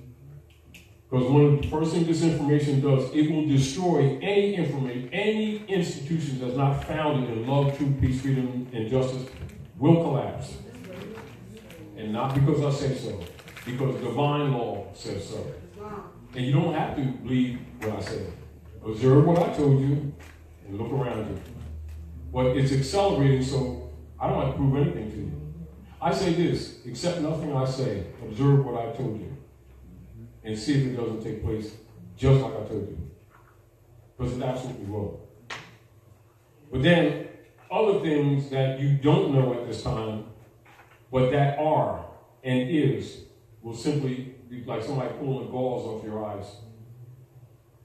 Because all of it's about seeing, awareness, and actually vibrations. Actually, to be honest with you. You know, but it's sort of like, in another way, there's no need to argue with someone about, you know, running the cash register when you know they can't count. But don't get impressed with the fact that we're learning to count like this is some grand achievement. This is only cleaning up some mess to prepare you for other stuff. So don't think like some of these subject matters we're talking about is the goal in a sense. These are things that you should have had 30, 40 years ago, that should have prepared you 30, 40 years ago, that should have prepared you for other things that was in front of your face that you didn't see because you didn't have foundation. So don't think when you begin to understand that this is it. Because all of this is done to take the, to grease the gears of your willpower. Because it's really the willpower that I'm attacking. Because if that is activated, Mother Nature takes care of the rest. You know, it's sort of like if you understand nature and you're a farmer, you don't sit around and judge stuff. You go to the soil, look at the soil, see whether it's acidic or alkaline. You clean it from rocks and weeds, and you put the seed in the soil, and you don't stand there patting your feet. Man, I don't see no leaves yet. You plant the seed in a good soil, the moon and Venus and the sun will do their job. Go find something to do. It's sort of saying things like somebody painting the wall going, what you stand there batting your feet for, waiting for this paint to dry? You know, just paint the wall and go find something to do. Enough blood energy that nature does the rest, and that's what I count on. Are we clear? So I'm telling you ahead. So I'm not telling you anything loaded. I give you no loaded questions, and I give you no loaded statements. I tell you bluntly. But I also try to give you reference points so that you can start using your own brain power. Because you will discover these things that I'm telling you, you already know. That's number one. You're just being suppressed here because Rome, see, the problem with the planet is that people have been boasting and bragging about their special relationship with Allah, Jesus, God, Muhammad, Yahweh, Jehovah, etc. But in the real world, Rome has been their God. They fear Rome. They don't fear Allah. They don't fear no Jesus. They fear Rome. They call him their great white father. They won't buy, they won't sell, they won't breathe without the mark or the number of his name or license. So my job is to cut Rome's tail off. That's all. He might devour me, I don't care. My mom will give me another body. That's it. Do you understand? That's it. But I already know if you cripple the dragon, the next generation, the job is not as hard. Once they clear themselves of the misinformation. See, because they don't know their power is in divine will. It's not in weaponry. It's not in marching all around. It's in the will. The willpower is sluggish. So what we do is cleansers. We just cleaning a little bit. Because if you clean it enough that they can see on their own, they don't need you. Because your mother brought you here with everything you need. You just that we've got caught up in Roman dogmata, belief systems that we associated with Allah, Jesus, and Muhammad that actually have nothing to do with them whatsoever. But we've charged them with bringing this BS that we've been calling religion, when actually they were rescuing the people from this dogma. And Rome has actually used their names to actually conquer the people. That's why they always say, in the name of Jesus, in the name of Allah, in the name of, 90% of the time, they were the enemies of the prophets. And you're the target, you're the food, and they generate finance from you. See, because birthright doesn't cost a penny. This is why Yahshua was arguing with the priesthood who was stealing the widow's pennies. And then the same priesthood comes tell people Jesus is broke. This roof is leaking. Let me get myself together. You know, he's always broke. Now, just think this, like a child would think. Now, here's his God. He's always broke. And like the Koreans said, you know what, I was doing URD radio station a couple years ago on Severe Show, and they were had the so-called black community leader guys in Philadelphia, the surrounding areas, complaining about Koreans and other Asiatics in the so-called black community taking all the resources out of the black community and controlling the black hair products stuff, which was a $9 billion a year business, and they feel as though they deserve some of the action of their own stuff. Women buying their else's hair and eyelashes and braids or whatever, and hair grease, whatever. Anyway, to cut the story short, they was coming on they had a campaign coming on the radio complaining about the blacks in the neighborhoods. As a matter of fact, one of the boycotts took place right there on Girard Avenue, 52nd and Girard. And, you know, protesting against the Asiatics and stuff like that. So anyway, so the Asiatics did a report. They did a report and, you know, a comeback. And they said, you know, if our people want to deal with international trade, they'll show them, you know, but they're not nationals. They choose, you know, to deal with these code systems. They build bars and churches, you know, and then they did a research report that on the East Coast alone, every year in the churches and all these storefronts and all these other churches, they collect over $9 billion a year in the name of the Lord. They said, you do what you want to do with your money, we do what we want to do with our money. If you want to make international trade, you act like any other nation and do trade with the rest of the nations. We don't owe you anything. We're serving you while you won't serve yourselves. You know, they start talking about racist. And they was telling absolute truth. Now, think about this. Just on the East Coast, this is every year, $9 billion, we already know it's fiat, to all these so-called houses of God in our so-called community, just our community. And they got not a thing to show for it, and they complain about other people selling them some houses here that they willingly buy because they won't set up nothing themselves. They won't set up no civic organizations whatsoever. They just build bars and churches, and then they want to complain about being broke. And Reverend Jones is walking around with $3,000 suits, a Paris, 3 cars, goes to the Bahamas every week that Jesus is had with Bertha, who sings with the choir, and then lie to the people and tell the people that Jesus got a bank account in Chase Manhattan like the rest of the world knows that's not true. And then we'll complain about somebody doing business in their community because they won't set up business. They're not subject to the black codes. They don't agree to be black and yellow people. So they don't come under the black codes. So they don't have that burden. Ain't that our responsibility? Don't we keep agreeing to be black? Yeah. Well, that's what the black code is for. Are we black? No. But do we keep agreeing to be black? Yes. And then we have people run around in the name of the Lord promoting it. While in secret, they Masons got a Moorish fez, pretending they don't know these people are Moors. Eastern Stars, daughters of ISIS and daughters of everything. Got fezzes and act like they don't know their people are Moors. Come out and talk about these people are black. And in secret, study root them all biters. You know, the rest of the world knows these people are hypocrites. So the point of it is that the Koreans wasn't taking that hit. But after that, the campaign kind of stopped, kind of dwindled out, because they caught them. They expect them to talk some kind of color game. No, they did research. And bought up the records. They're all giving over $9 billion to these churches and houses of God every year. What do you have to show for it? You doing what you want to do. Tell us what to do with our money. Now, if you want to do international trade, do like other nations do. Trade with the rest of the world. You don't want to be a nation. That ain't what they said, but that was the implication. Y'all want to be black? That ain't. We can't make you not be. You know, we can't make you be what you don't want to be.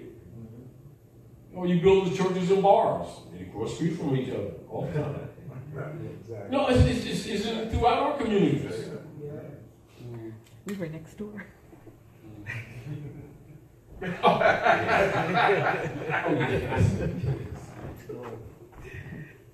And that's true. Oh, hold this one. Let me get this. Let me transfer this. Yeah. Here's a question. Great. What's the question? Francis, don't you know with this estoppel letter? Did you send that off to the CEO of the bank, and which courts did you send that to? The appeal, or you send it to the magistrates, the sheriffs, and any of the other culpable operators. Securities and Exchange Commission? Yes. Go ahead, name them. Okay. Custodians of alien properties, that'll be Secretary of State. And Secretary of State. Here's the mic. Because, you know, like in the Attorney General, those are the Attorney Generals. They have the Attorney Generals are the custodian of alien property, which is ours, and you send that off to them. You send it off to the Secretaries of State, Washington, and the particular area you're located in. And I just thought about this, the Securities and Exchange Commission, because they're securitizing things here. Yes. They have no authority to securitize, all right? And they're monetizing stuff. So they are invading, you know, into that territory, and they can be... Your state. Yes, your state. And then the controller of currency, the comptroller of currency. Yeah, comptroller of currency And let's see, and I suggest you start getting this stuff off soon because they're going to be September 23rd. You know that they won't have a budget at all. I'm just saying the energy that we expend on these things, it raises the vibration anyway. So just start working on it, and sending that that will to change and reestablish or to claim that vast estate that is ours. All right. So just work on it. Just that mind power, because the 7 principles of what am I trying to say? Jurisdiction. Yeah, 7 principles of jurisdiction, and that mind is the first principle with regard to what am I trying to say here? I can't get it out. Yeah, but correspondence, rhythm, generation, those principles, So yeah, and an accuser must be a living, breathing person, Living, breathing. Keep this in mind. One of the major things that everybody wants to be clear on. Stop trying to talk to corporate entities. Always talk to a living man or woman and tell them to prove their claim against your estate. Like if you're in one of those tribunals, you always ask, who's the living man or woman in this room that has claim against my estate or alleges claim against my estate? And then I use coordinates rather than addresses. I use coordinates, and you can put it in. Yes, always do coordinates. You can put it in the address, put it in, and it'll give you the coordinates. So like where I domicile, it's like 40 degrees north, 75 degrees west. So you go because that establishes the estate as opposed to those corporate constructs that they have created, fraudulently to those corporate constructs. Because the corporate construct is theirs. State of Pennsylvania. They Pennsylvania. just need you to agree that it is. Distinguish. Saying the state of Pennsylvania as opposed to our vast estate, the Moorish dominions. This is ours. This vast estate belongs. Well, we're custodians. That's number one, and stewards. We don't own anything. We're custodians and stewards of this, and heirs and beneficiaries of this. But you must do it in honor, because if you don't do it in honor, it gets taken away. Islam? Islam.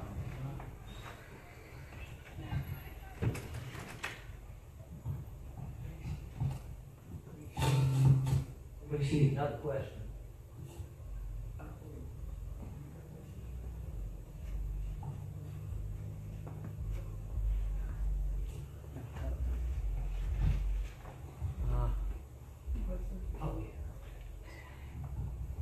Thanks. Actually, I got 2 questions. The first one is, I was here a couple of weeks ago, how to file, you mentioned on the 18th, how to file a Trover conversion suit against the city. Remember I was talking about they trying to tax some vacant property fees on my father's property and saying you owe $27,000. Well, it's got to be in the state, and you got a claim attack on your estate.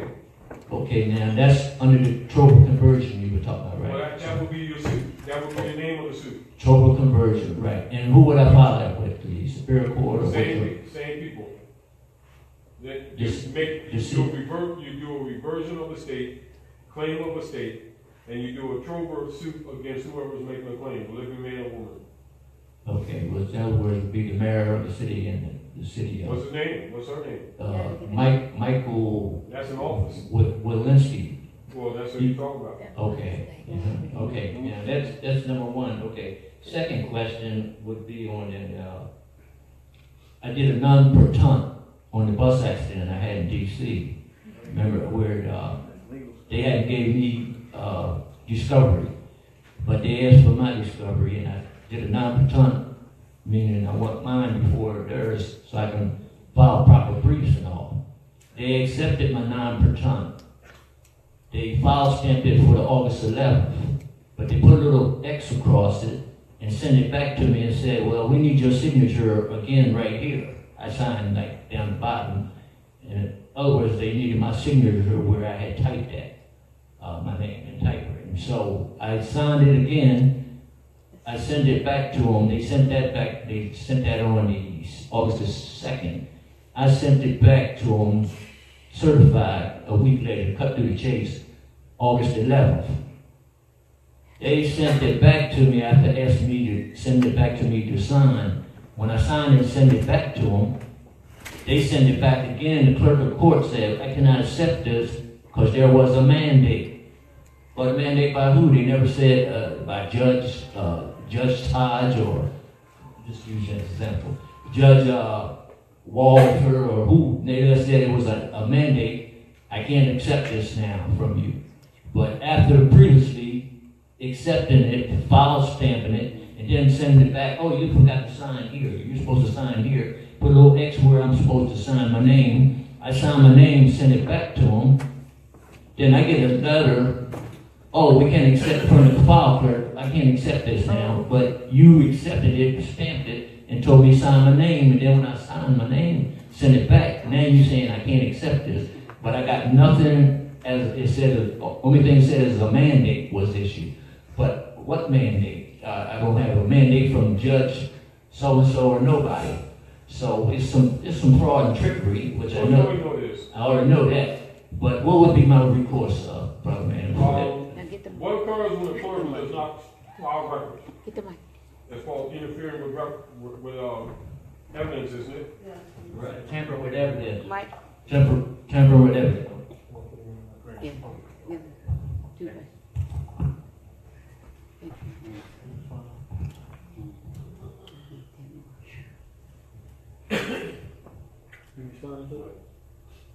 For some reason, this flash out me second. Okay. Yeah, since we got people listening online, so I just want to make sure they. Go ahead. We're not just having a dead space and not using it for personal time. You need to talk to. Getting the mic for you so you can answer it. He has a mic right there. Oh, okay. What his hands is for? I mean, what's next? It's whatever you want to say because we got a whole. You got folks listening. I don't think you can. I don't think Taj can really address personal issues in this venue like that. You know, I understand what you're trying to say, but you're not going to get the answer that you. I know, but I'm just saying. Just addressing what you do about evidence. He was on the chain. Okay, yeah, but I'm just trying to tell you, and because we got people, we want to be more general, more broad. You could talk to them offline when we close. For your specific personal issues. I would hope that we can do that. Islam. Yeah. There is a question though here online. Someone wanted to know whether or not you could identify the papal bull that. Let me make sure I'm really read it correctly. The papal bull that labeled everything Moorish to now be Spanish. This is go do research in world war records. And look up the Spanish Inquisition, Boniface III, and then look up Onum Sanctum, and essentially we're declared dead at sea until proven otherwise. And you'll see that the Spanish Inquisition is the Inquisition against the Moors. And then you just do all the other research. As a matter of fact, start going into, anywhere books, or any books here on Spain, Al-Andalus, the Red House, where Michelle went, and it'll reveal itself. And this is back to the problem that we have being small-minded. And when you have the people or the heirs of the estate think that human beings are crayons, until you can get them to stop acting like little boys and girls and thinking that human beings are crayons. It's sort of like if they're in that state of mind, there's nothing that you can tell them because they're incompetent and they're stateless persons. So go in an ordinary dictionary. First you go in an ordinary dictionary. You've got a decent dictionary, not a paperback. You go look up black, what these people think they are, and you'll see it's an adjective. Then look right beneath it and you'll see a compound word, black or more, and then it'll take the adjective off it and tells you more, any dark-skinned man, woman, or child. It's an ordinary dictionary. Then you go do research on the Spanish Inquisition and you'll see That word was Spanish was used to hide Moorish history. Then you go into Queen Isabella and King Ferdinand of Aragon and Castile, merging their kingdoms after their marriage, and their major focus was to defeat the Moors, and after that, they were able to come into the Western Hemisphere. And they'll give you a piece of the history talking about Columbus after they defeated the Moors. Then Pedro the Moor navigated the Nino, and then he went to the Atlantis Islands. That's the last of the Atlantis Islands. That would be Puerto Rico, Dominica, Haiti, etc. That area. And of course, they killed most of the people on the islands, and they gathered Moors from around the other territories and repeopled the islands, and they used the young women as sex slaves, the young girls. And this is why many of your people or Taino tribes of Moors have lighter skin, because the young girls were used as sex slaves. However, they're still Moors. They'll refer to themselves as Moros. And so a lot of people, by not understanding linguistics and not understanding history, have been trained that Moorish Latin is Spanish. This is why a lot of times they'll say Latino, which is a fiction. You know, that's the language, Moorish Latin. And they hide Moorish history under Spanish. And once you do research, you'll see it yourself. As a matter of fact, you'll call in and share more information with us, as well as your family members. And then there's one other question, and this is on the flash drive is this? Who gave me this flash drive? Because this flash drive is... It ain't no good. No, it keeps failing. For some reason, it keeps failing. Someone is asking what your feeling is about weather modification, and weather modification. I'm assuming they're talking about what's going on with HARP and Hurricane Harvey. That's not new stuff. That stuff is old. That's been going on since the 40s. That's been going on since the 40s. If you study world history, you'll already know that Rome put the world back over 500 years. The advantage that the Romans have, or that the Europeans have over the Asiatic nations, the source of their power, they're referred to as Renaissance now. And they're actually ruling you with your own knowledge. And so whatever they tell you in the John D. Rockefeller associations, they're already 100 years ahead. So that's number one. And so even again, as we were saying before, a lot of things that we're teaching people now, we're really just clearing them, preparing them for the smash of information and technology that they're getting ready to be hit with, you know, to catch up. Here's another question. When working a job in commerce, whereas one is obtained and signed an application under your new national name, doesn't that put them back under the U.S. corporation? That's the question. Well, yeah, don't you say all rights reserved? Right. Don't you start treating them as trustees? Right. Don't you start treating them as trustees? Talking to them as their trustees? Okay, this is their question. When you talk about what's to come, this is my question. Yeah. I guess me coming from having been a pastor and dealing with the spiritual side of people's lives, I feel that where all of this knowledge is very, very important, knowledge of self and knowledge of the past, so we don't, repeat those mistakes, knowing what's going on, being aware, is just a part of what needs to be addressed, because there is a spiritual side that when one knows who they are spiritually and is able to reclaim those abilities. Let's be clear. Why and how is it that people keep getting messed up? Number one, spirit and spirituality means breath. Right. And they're being prepared to activate the cell memory. And you know, and I know, and we know that the masses do not get Eastern mind instructions on spirituality. Absolutely, that's what I was going to say. That's what I was going to say. There's an assumption, not unlike people assuming they have money and don't. They keep assuming they have spirituality and therefore certain things are in place, which absolutely are not in place. Absolutely. You know, you just ask the average person when they're claiming to be spiritual, whether they're Muslim or Christian, because these are major tags that are put on most people in subcategories. Ask them to name the 7 golden candlesticks in the book of Revelation, name the degrees of each one, name the names of the lords, the colors, and the alchemy, energies, metals of each one. And if they can't tell you that, don't talk about Jesus. Absolutely. But what I was going to say is, though, I'm just saying, and same thing with Muslims who make the Hajj, who go counterclockwise around Kaaba, the cube.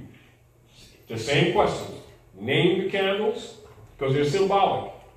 Name each candle, name its position, which planet it represents, the holy name of that planet, the degrees of its path, and its colors, etc., and the color scale. And if they can't, they nothing personal, they got dogma. Understand that the priesthood have not really been teaching the people religion. They've been teaching them dogma and secularism. When it comes to Islam, Prophet Muhammad, peace and blessings of Allah be upon him, said there shall be no secularism in Islam. But they got about 78 of them. So there's assumptions that a lot of people have that are just incorrect. Yeshua came amongst his own. Hair like lamb's wool, skin like burner's breast. They put a Roman up on the wall and say that is Jesus. They don't even know there's no J in Hebrew. There's no J in Aramaic. If the one that they called Jesus walked into most of those houses that claim to represent him, his greeting would be Assalamu alaikum. Most of them would throw him out on his head. Them same people that claim to love him. That's his greeting in Aramaic, which is the language he spoke. His greeting was, peace be unto you. Assalamu alaikum. Opposite of what most of them claim. They actually hate him. They're Constantinians, claiming or hiding behind the word, the name Jesus. This is known by all scholars. All scholars. I think a lot of questions people have, though valid, are an assumption that they've arrived at a certain conscious level that does not really exist with them. I wasn't even going there, but there are higher levels, more esoteric knowledge that we've never gotten. Religion is Gnostic philosophies. Spirituality is the breathing techniques that's the breath, that go with the philosophies to train you to activate your cell memory, etc., which will include meditation and stuff like that, but it's basically breathing techniques. So when people keep assuming that religion is spirituality, that's always been a false assumption. And all rabbis know it's a false assumption, all imams know it's a false assumption, all high priests know it's a false assumption, all philosophers know it's a false assumption. The only ones that don't know it's a false assumption are believers who've been trained to think they've arrived. They've been played. My point. Here's my point. Yeah. In what's coming, yeah. When you have this higher degree of knowledge of self and the higher knowing what you're made of and how to escape, a lot of things you talk about, things are coming that a lot of people are not going to be able to deal with. Oh yeah. It is. I don't know whether we're going to call it, well, it's true religion, but it's knowing these esoteric practices that we've not been privy to. I mean, I study a lot that are going to would help people. Let me put it another way. The Earth planet is going at this time into the center of this galaxy. Coming to the center of this galaxy. And the vibration is changing. For instance, like in the Bible, the Quran, the Waspi, the Pentateuch, Hexateuch, etc., it will talk about like the New Age or the coming again of Jesus, all of these, or the ascension. All of those are relative to the same thing. The vibrational rate of the planet will heighten. If the people aren't harmonic, they will not be able to stay here. True. Now, to put it bluntly and in layman's terms, that would be about it. We know that souls are transferable. Mm-hmm. Right. They're energy packages. Right. Now, a lot of things that people have been told in the name of religion has been false. 90% of what people have been told by the priesthood is a lie. Oh, yes. And so when people think that they go to mosque, church, and synagogue and that they know what's up, no, they do not, and that's not personal against them. They've been played. And so what information in general is for is to give them somewhat informational foundation to liberate them. If they're not willing to handle it, it is all right. If they don't want it, that's all right. Because in short order, Mother Nature, meaning that if you present to someone the truth and they reject it, there's nothing wrong with that. So let's not think wrong and right. However, they're not going to be on this planet. Because this stuff is going to be cleaned up, whether they like it or not, whether I like it or not, or whether they're ready or not. They need to understand when they were told about the ascension or the coming again of Jesus, that means coming again of the Son into the place it was millennia ago. And the reality is that under the Aquarian light, the darkness cannot live. And they will choose sides, and they will learn what their mother brought them here for. The best way to know is to go to Ezekiel's wheel, or what you say, go to your north and south node of your circle, which is called the church. That's the circle, right? Or your zodiac constitution. Mm-hmm. The priesthood will be exposed on all fronts, all institutions. Just stop. All right. All institutions that have been supporting the Unum Sanctum policy will collapse.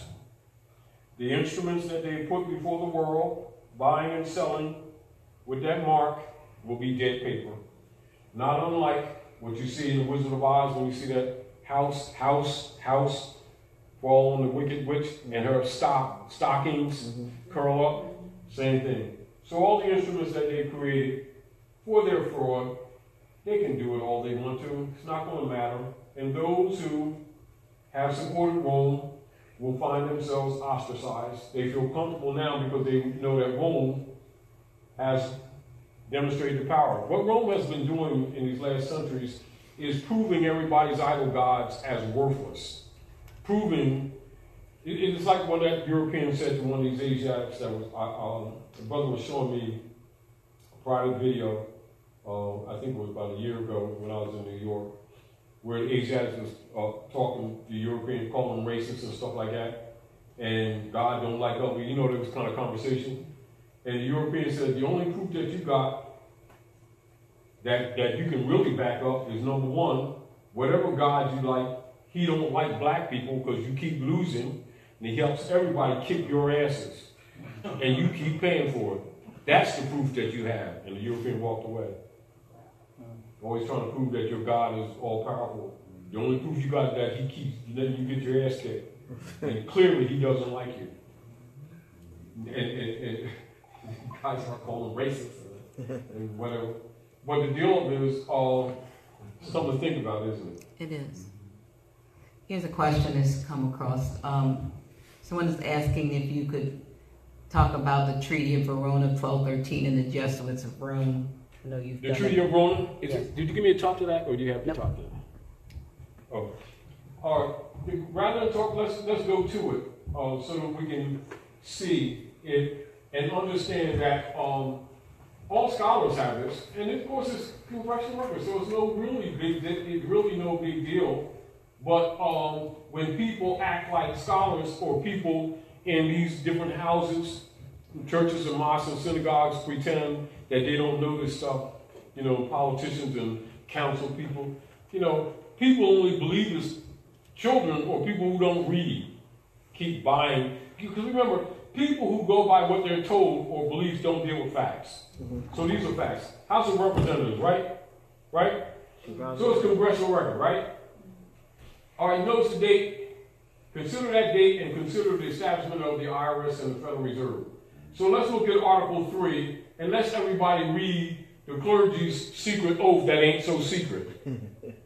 Convinced, Article 3, convinced that the principles of religion contribute most powerfully to keep nations in the state of passive obedience. What are they admitting right there?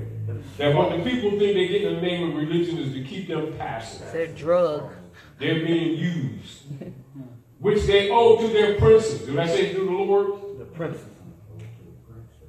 The high contracting parties declare to be their intention to sustain in their respective states those measures which the clergy may adopt with the aim of ameliorating their own interests. You see why they keep telling the believers to buy the $60 million planes and all this sort of stuff?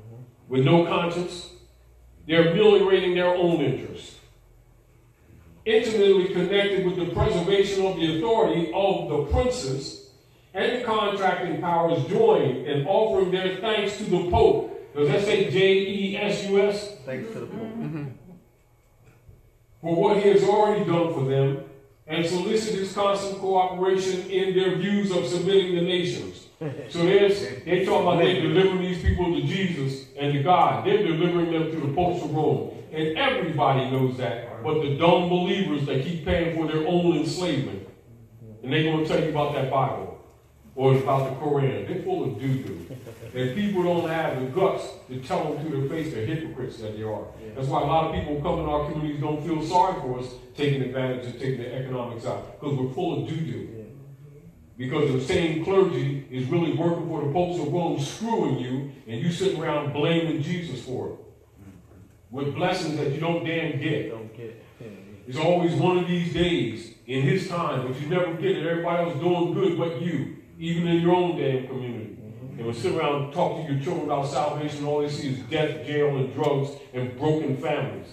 These hypocrites in the name of Jesus, in the name of Allah, in the name of Muhammad, people talk about salvation, and they're full of crap. Then they turn around, the IRS takes all their stuff.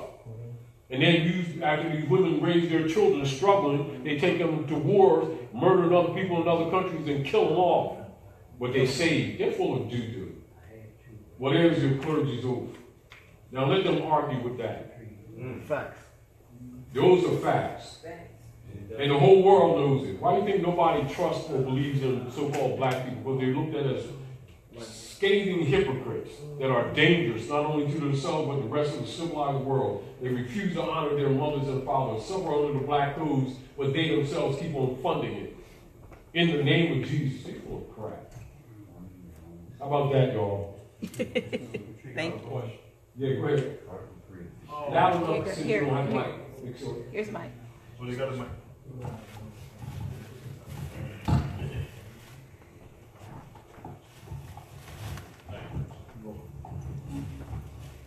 When the Moorish nationality was taken in 1774, was that across the board? Remember all of these things, not unlike the fall of the Alhambra, were systematic, but they used certain years as what you call axis points. Just like the Moorish Empire didn't fall in 1492, but 1492 is used as a historical axis point of the transfer of the Moorish powers into the hands of the Dutch, the German Dutch. All right, so the Western Hemisphere, though you have parties coming back and forth from around the world, in this whole period of time, they use 1492 as the axis year. And the axis year of 1492 is because that's the year that the Caliphate Palace fell in Al-Andalusia. This is why you see symbolically Michelle went there when Obama went to Egypt. Are we clear? These are signals. These are signals. So you look at these, not unlike, like say you have a flood, like this flood that took place in Texas, this storm. You don't look at it as an exact date. You look at it as a pivotal date. Are we clear? Does that answer, or is there any other part that? For the most part, it did. I guess that some of us still held positions in the Congress. Oh yes. This is why, like for instance, you'll see people, Asiatics who hold position in Congress. They're really tokens. And this is why you'll see them. They started what they call the Black Congressional Caucus in the Congress, because they already know that they have no political power and they're tokens. And also you can see in Rex 84 and Executive Order 11490 that in the state of emergency they don't want to seat these people anyway, which I'll show you in a second. All right. I'll show you in a second. I'll keep this in mind. In the King Alfred, how many of you are familiar with King Alfred? King Alfred. All right, so if you're familiar with King Alfred, you already know that they say in the state of emergency, the so-called the minority Congress people will be removed from office at once. You know, they're all tokens, and they know they're tokens. Although, you'll see that the 90% of all of them are Masons and Eastern Stars. Question, Brother Todd. The 13th Amendment and its 20 sections, you said they always try to suppress that. Yes, they will. Is that document, are we able to research it or get it on the internet? Oh, sure. There's a lot of it they hide down. A lot of it they hide down, but I put it in the treaty board. And about 30 years ago, I passed the documents around. I went to Washington and got them out of the congressional records. Okay. But these are things that are known by scholars. You know, and because you're at the House of Reawakening Minds, this stuff is open because, you know, we deal with issues and information that are controversial with a lot of people. You know, I mean that we know that they duck it, but we're not here to play your head. We're here to liberate. Right. And so we'll talk about these things and we'll give you reference. Right. Now, those of you who have the treaty book, Constitutional Treaty Book, I put that in there. Okay. You know, and as soon as this file closes up, I'll go to the King Alfred or go to the treaty book and show you. Boy, do you need some daggone files on this. That's right. Yeah, I wish I'd have brought you. You need some folders. Peace. Is that the Peace and Treaty Friendship book? He's picking up. We're going to, you know, we've been working with Dr. Nailah for quite some time, and we're going to start doing some things to try to make a lot of the stuff available to you that has not been regularly available to you. You know, we've been putting enough time. We've been putting enough time in. So.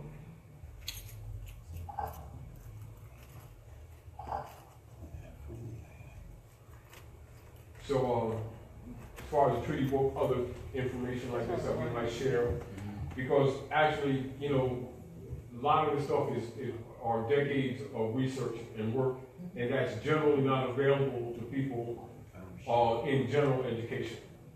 Though it's known by scholars, it is definitely known by Masons. That's why you have people in power that always belong to secret societies, and why they do Ziklik.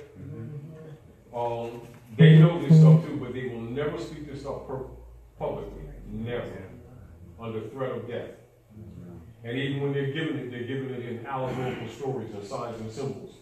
But in all their regalia, you see them wear that Moorish fez with the tassel pin down, and then act like they don't know these people Moors. But y'all can figure that out. You said in Philadelphia, you got statues of them. Yeah, of course. You can go to what? Gettysburg, Bunker Hill, and you see all the statues there. Got feathers and turbans. And koofies with tassels. Wow. But they're telling dummies who don't understand, oh, they're just Frenchmen. All right. And they do a reenactment. They do a reenactment of the battles. You know, are you special?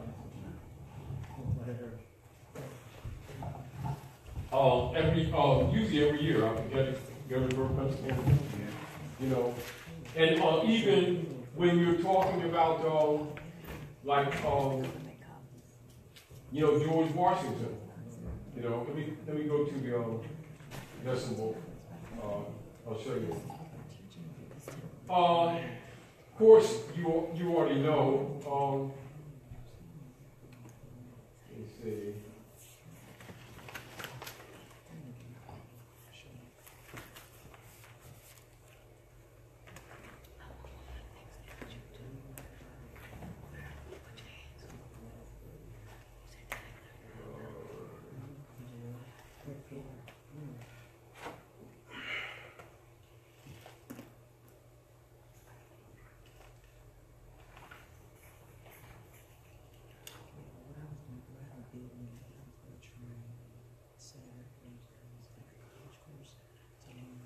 as an example, you know, which you already know, and many people know, the MOORS Parade takes place in Philadelphia every year, and that they assemble at 6 and Moore Street. You see how they do things in people's face? Because they know these people don't pay attention to the details. And they so spooked up, they follow whatever Reverend Marcher say, not knowing that he's a 501c3 agent. Because he runs around saying Jesus or Allah, stuff like that. So people get starry-eyed, give them their lunch money.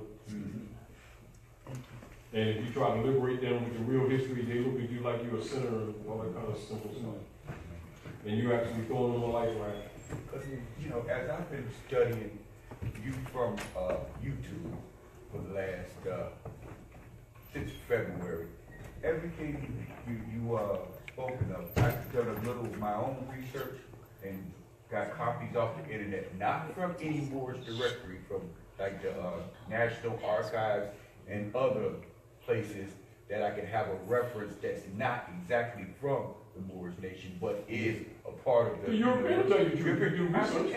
I know, I was astounded because you kept always saying, don't believe what I say, research it and see it for yourself. Yeah. And that's exactly what I've done. Because people you trust, when they start saying you wake up, will start throwing what you call instructions in. Oh man, that little stuff, you know. And then you do the research, and you'll find out how many people look you right in your eye. That when somebody throw a life raft at you, they pull the rope back, trying to act like they love you. This is why, like the Bible says, if your right arm offend you, cut it off. What it means, if you're unable to do that, you'll probably be lost. But some of the people you trust is actually betrayers. That's why, like the Bible says, the two be in the field, one will be taken, the other will be left. If you don't understand what that means, tough cookies. Yeah. Because really a child should understand that. Exactly. Now, see this letter from George Washington to the Sultan of Morocco? This is in the treaty book, right? See that date? Now you see him, he got his Masonic regalia. See that date? Treaty of Peace and Friendship, and you know, Obama talked about the Treaty of 1790, Tripoli, excuse me, and Constitution for the United States of North America, right? Now you see the letter from George Washington to the Sultan of Morocco. See the date, December 1st, 1789. Remember that he was appointed to that office April the 30th of that same year. So you can see that he's only in there for a matter of months before this letter takes place, right? Now read the first part of the letter from George Washington to the Sultan. Since the date of the letter was the late Congress by their president addressed your Imperial Majesty, the United States of America, I thought proper to change their government and institute a new one agreeable to the Constitution, of which I have the honor herewith to enclose a copy. So you can see the Constitution already existed, government already existed before he was assigned to the office, and clearly he was not the first president as is presented to the general populace. But the deal of it is that all scholars already know this. Now, this is a letter from George Washington to the Sultan of Morocco, right? And then you talk about Moors, and these people act like they don't know who Moors are. Same letter I pulled offline. Oh yeah, well, it's available. Same. It's available. Yeah. You know, but like it's according to people's agenda. What is their agenda? Now, when Obama talked about the Treaty of Tripoli, you see there, Bashar of Tunis and Tripoli, that's what Obama was talking about. Yeah. What is Tripoli? And he said that the American Constitution comes from Muslim law. That's what he's talking about. But the war